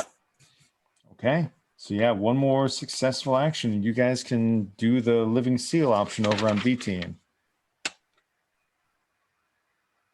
So I don't know who's left on our team. You still got Fastgrass. You've still got Hellhammer. Hellhammer gets Yeah, a I got a second go. Yeah. All right. And maybe who we'll have. hasn't gone here too, like enemy wise in North Pole? You still have major villains, minor villains, complication events. But if you get lucky, you might be able to wrap things up before it comes back around to them. That's if you're not kinda what I'm lucky, hoping. then you could run into an unfortunate I'm steamroller. thinking we'll do Hellhammer, and I think the main focus is to get the B team wrapped up before the major villains get another turn. All right, so Hellhammer, I'll say that you are kind of you helped launch a shortcut up there. There is that veil of darkness that's making it hard for you to make out things very well. But since you did do the assist action, I'll say that you're at least vaguely aware that there is another being making its way towards your realm. Okay. Is there another portal for it? I think he set up the double portals for Cthulhu. So Cthulhu is like in a constant loop. Okay. So no, I meant like Haster. Is Haster coming through a portal as well? It's trying to come through the north, same. basically the same place that Cthulhu was coming through. Okay. All right. The terminology gets kind of confusing because I'm calling it a portal, but his power is also called portal. I apologize. Sure. The portal. Okay, so the portal, the rift that in shortcut, the North Pole. right? But the portal that shortcut put up, is that like two-sided? You know what I mean? Like is it two-sided? Like, can you go on either side of it and something happens?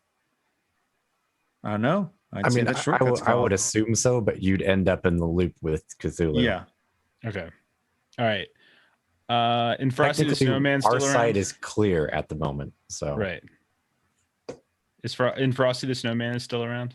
Yes. Okay. What is Frosty the Snow? Does Frosty the Snowman have anything on him? He could if you want him to. Like, I mean, like this is he actually look like a giant snowman? Or No, he looks more like a giant ice primordial. Okay. So can we say he could just like think T1000 but Yeah. ice? He could just. Can we say he's got like spiked ice shoulder pads or something? Of course he does. Okay. So I want to climb up his. So I'm gonna like climb up onto his shoulder, and then I want to just do like a big baseball swing and just try to take one of those big spikes of ice and just shoot it through the portal towards where Haster is trying to come through. Okay, I dig it. Okay. So that's my signature weapon. That's good. You can do no chaos pips. One bonus pip for you. I'll pass that forward. Okay.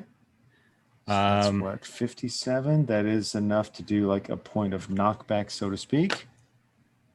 I could do, let's say, 60 more damage. Damn.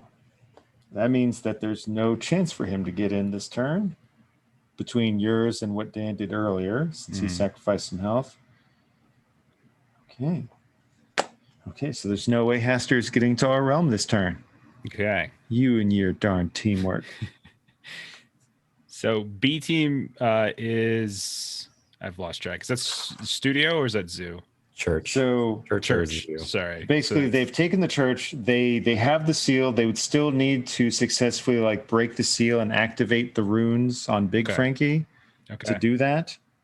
And you still have it's in the balance over at the zoo. I'm pushing for the seal.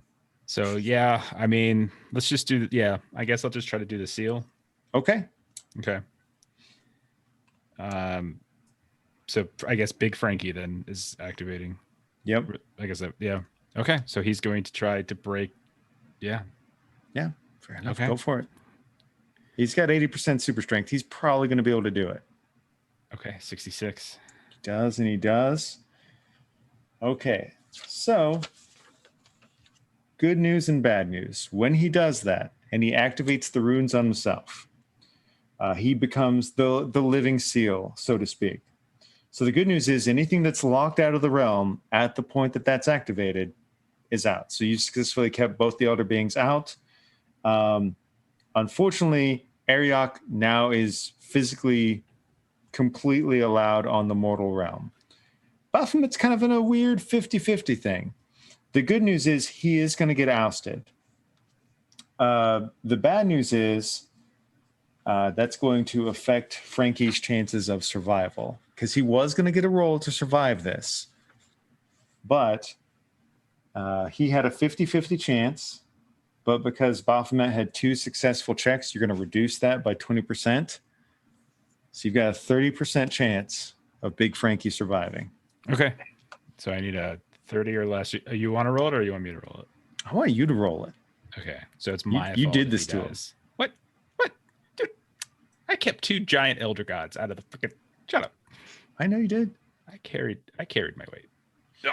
Can I burn one of Jeff's hero points to make that success? We do technically have a 4th universal hero point. That's true. The universal hero point. I mean, I'm strong arming this in. Okay. I'll allow it on the idea that basically Frankie kind of already was dead, so he kind of maybe falls into that weird loophole thing where it does take him to the brink of death. But then as it looks, energies wash over him and stop his heart, and then he's just like, All right. Yeah, the runes kind of light up. He does the whole thing like he just, yeah, like you say, he like pounds his own heart back into action and stands back up.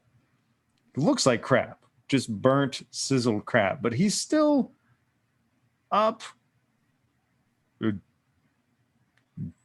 We good.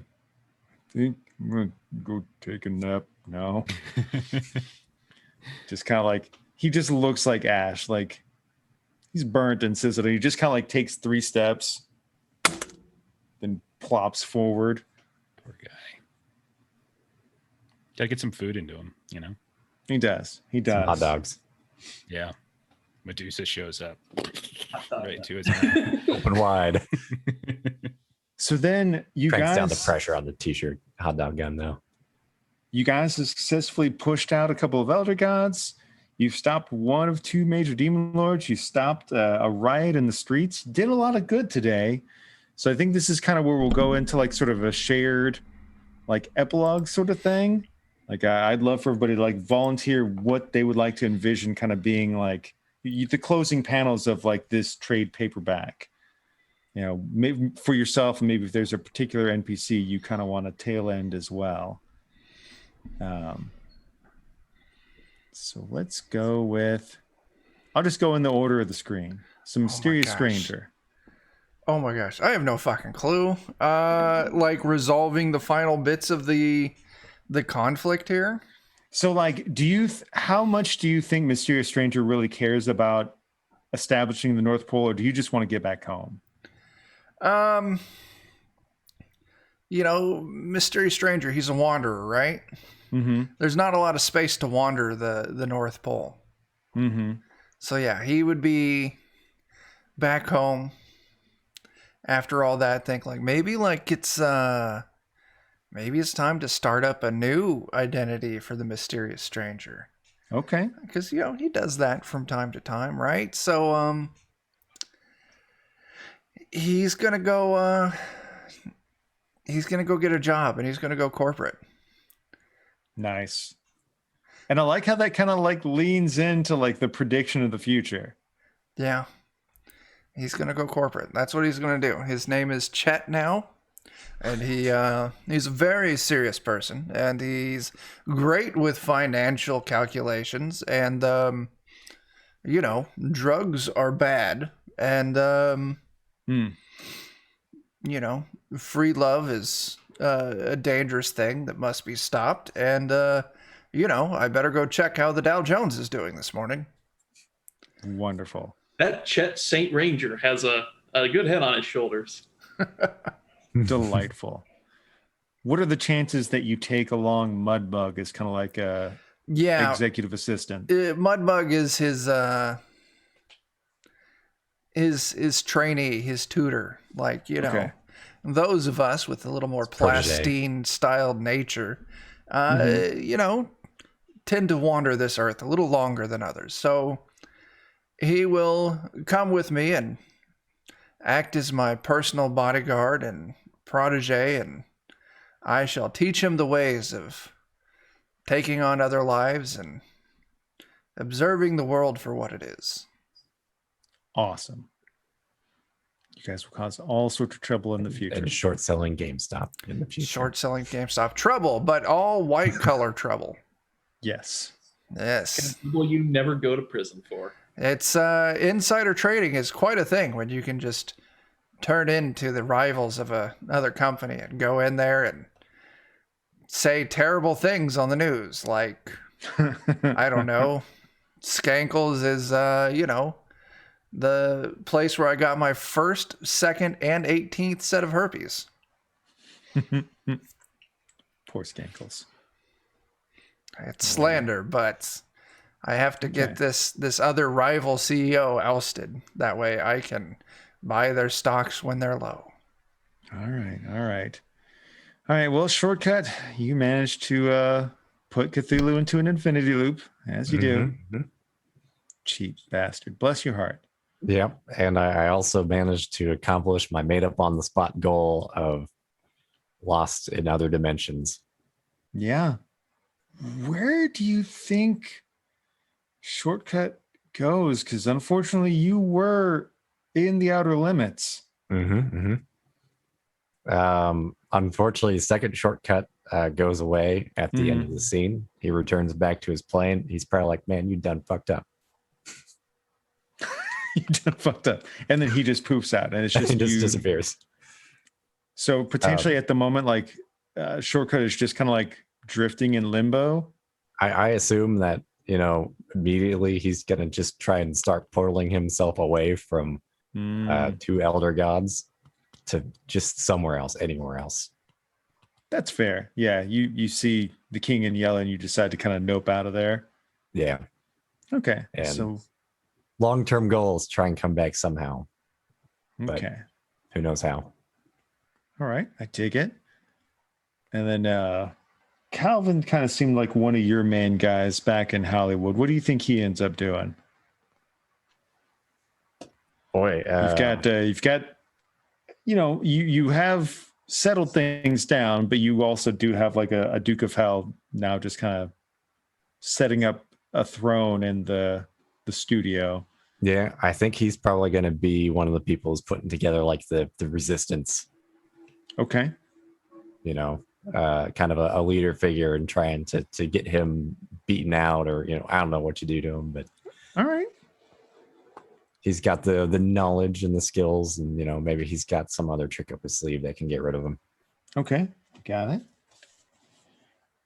All right, Dion, what does what the hell does Fastgrass do after all this nonsense? Fastgrass is going to invest what's left of his fortune from living as a business executive into the North Pole and turn it into the world's most prolific and leading marijuana dispensary for the future. His he doesn't live much longer.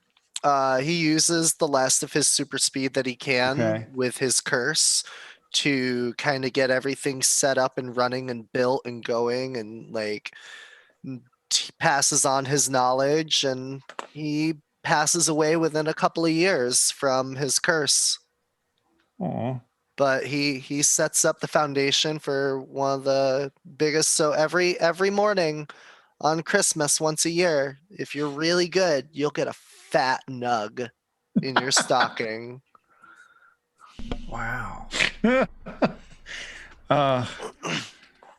gonna make it. I wrote North Pole marijuana plant. Oh, sorry. No. No, I want to hear what Jake has to say. It's better than anything else. Oh, no, I was just thinking of smoking the Christmas tree is all. Yes. Christmas trees are now just a pot plant that grows outwards on a lattice structure because it grows more product, and they just light it after Christmas. Just boom. It's been finally renamed the Nog pole instead. Yeah. Didn't we have a movie sponsor that went along those lines at one point, Jake? Yeah, we did, but the notebook that I used for it is now propping up my table, unfortunately. Oh man, that's fantastic. On the Hollywood side, I'd like to think that Futterman is told by Big Frankie before he becomes the Living Seal to keep an eye out on Little Frankie and make sure that Little Frankie's taken care of while in Hollywood. And Greg Futterman meets up with Little Frankie and the Teen Queens and just sees dollar signs and is like, fuck yes. And the Teen Queens get like a movie, a fucking comic deal. They get like multiple spin-offs. They get everything. Action figures, video games, like everything. Dakimura pillows. We got it all. That's delightful. I fucking love it. Okay. Yes. Okay. Because I mean, we may branch out into a different story arc here, but we're gonna this reality is still gonna continue to exist. So I like having all this to move forward. Oh, that's delightful. The Teen Queens. So fun. Ah, man. So Jake, the good news is you specifically called out that your crew was filming. Yep. And there's a lot of footage of a lot of different things that had nothing to do with the plot of the film happening. No. And now you've got a lot of people with great personalities. You got a Medusa with thick ankles. Oh yeah. That's money right there. You got the Team Queens who just got signed on to a nice movie deal. You could use a lot of good spare footage for action scenes for them going around and kicking ass. Crossovers with the martial arts expert. Oh my could god, be are you gonna do go shared he universe could with be this? like, yeah, he could be like their master Splinter, you know? He's just like the uncle of a whole bunch of drag queens. It's beautiful. The kids love it. The family loves it. Everyone loves it. Absolutely. The father figure they never had. Oh. But let's see. Shortcuts Lost in Space. Lost in Space. Mm-hmm. Fast Grass is dead. Mm-hmm. Frankie is dead. Big Frankie. Big Frankie survived Oh, really? Okay. because of spending the hero point. Excellent. He's in a weird place right now. Like his form actually kind of like regrew. So he looks more like a regular person now.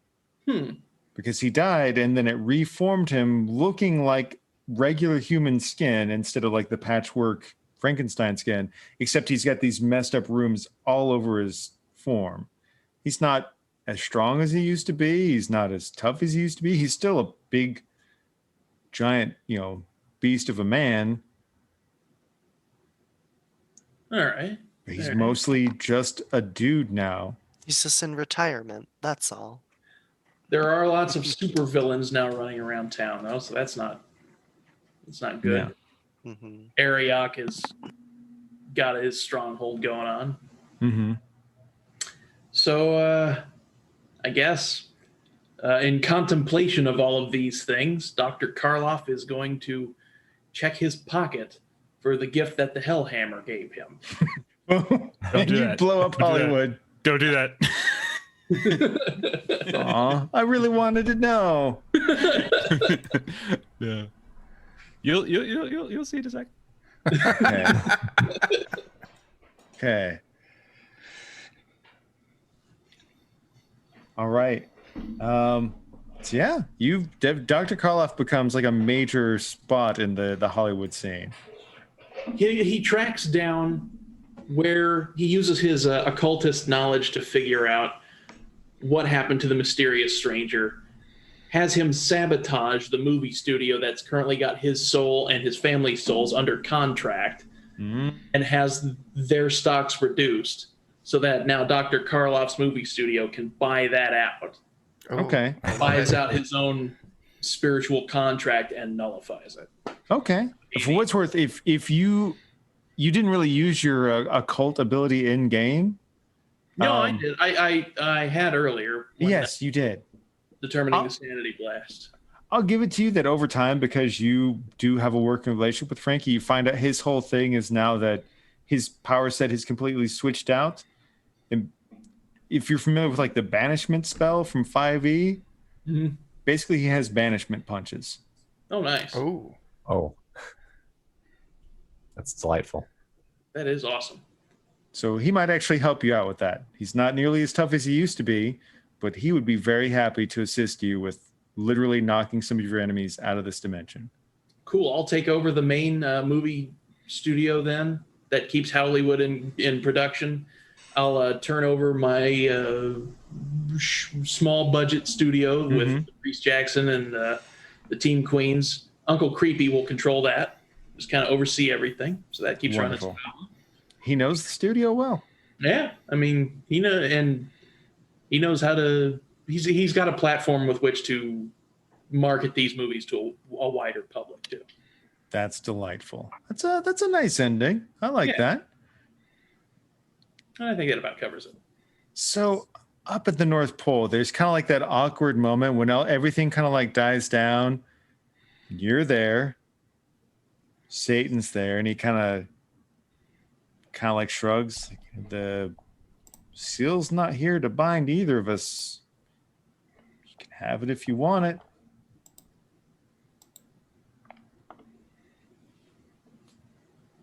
Nah.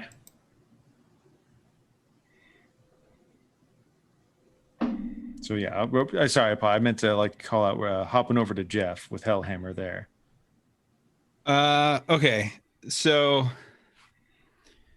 if that's the case, then when he's talking to me and everything like that, like before he comes over, I will get next to Karloff and I'll just say, just hang out with me. Don't look at the pocket just yet.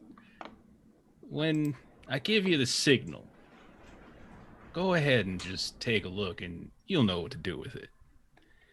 And so at that point, as Satan is talking to me and I'm talking, and I'm just looking, da da da da da, and I'll kind of just give one of those little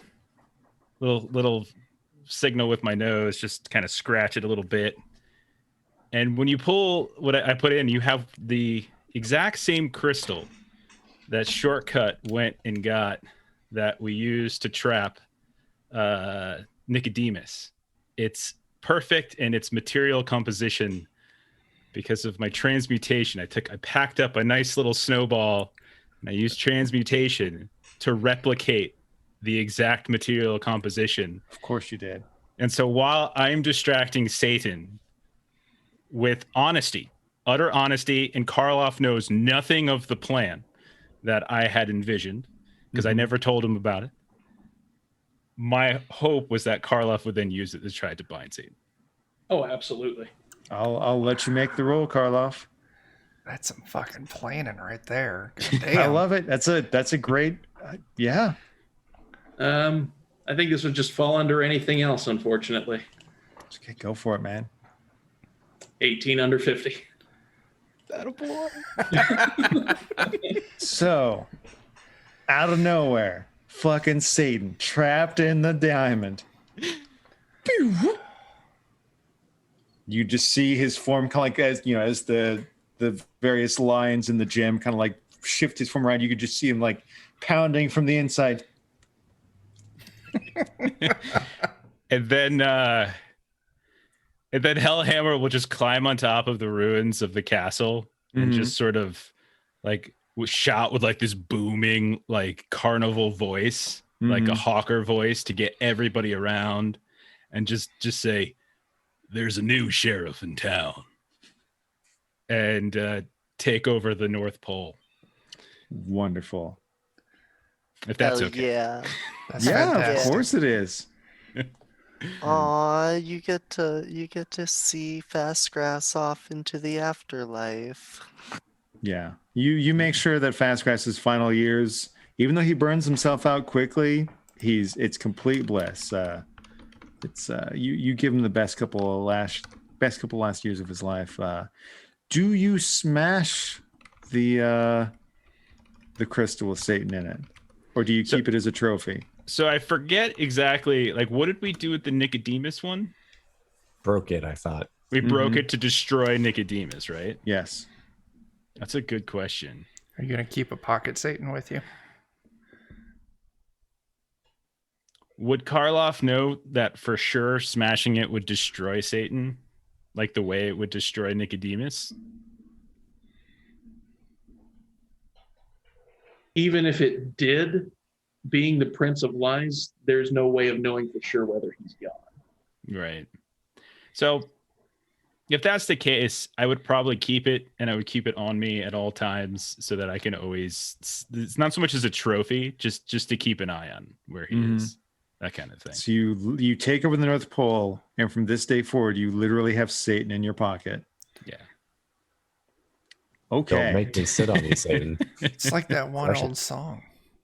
Got a pocket full of Satan. Nice. I got a pocket full of Satan.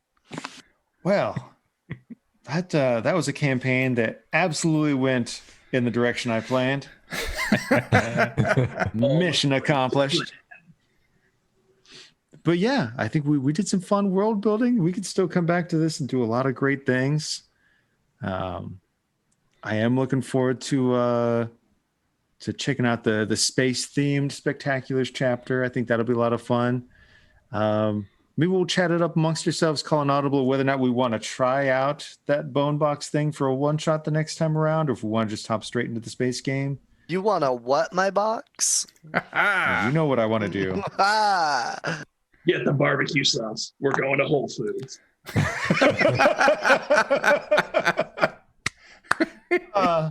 Oh, God bless you, Jake. You're the best. That's wonderful. Okay, yeah, I don't think there's a better way to close out than that. Let's let everybody say their stuff. And Jeff, thank you for a great surprise there at the end. Yeah, man.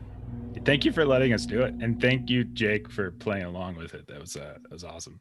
I wasn't sure if it was going to work. I thought it could go horribly wrong, but that could still be fun, even if it went horribly wrong. Well, I mean, we still had 2 communal hero points, and I still had 1, so there's still a pretty damn good chance of it happening. Yeah. It was good. It was good. All right. So yeah, if we're doing plugs, Adventures in Lollygagging, twitch.tv/the on Friday this week at 8 Central, we're going to be starting up a new Delta Green campaign. So come check that out. Kind of first time playing it. I picked the most ambitious campaign I could possibly find. Terribly regretting the choice. It's going to go. Yeah, it's going to be great. It's going to be great. It will.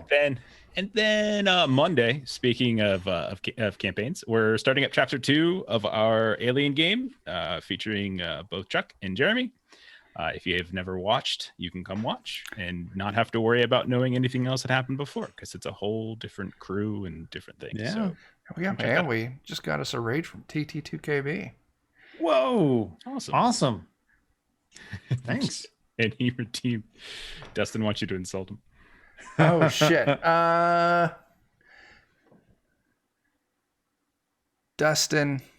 I need to think of an assault for Dustin. Dustin, you sit there when you run these games and you've got these big old can earphones on. And one day I saw you without those on. Dude, you got some weird fucking looking ears. You're welcome. It's delightful. Jake, you wonderful man. I know we're calling out somebody else typically for the barbecue sauce, but if I had to barbecue wrestle somebody, I would wrestle you. And That went a weird place. I'm sorry. it's fine. But thanks, man. You really made this a blast.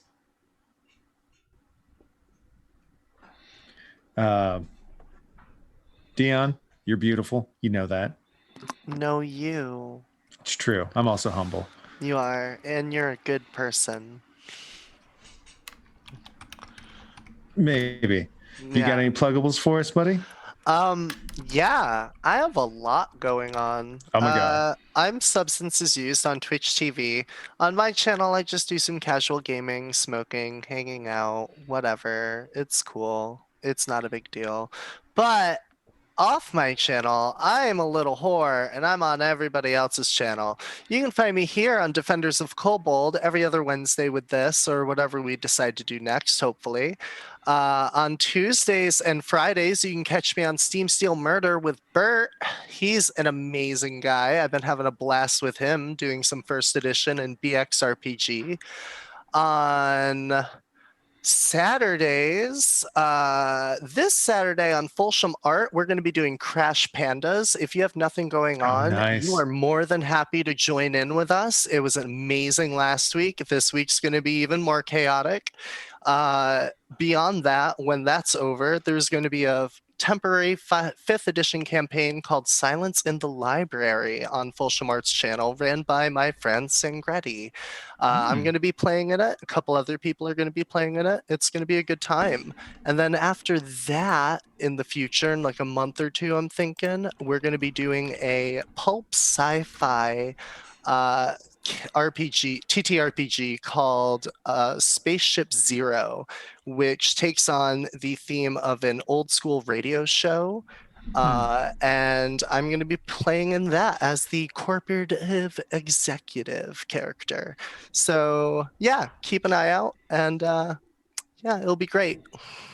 That sounds wonderful. And every one of those things will be better because you're involved in them. No, you. I know.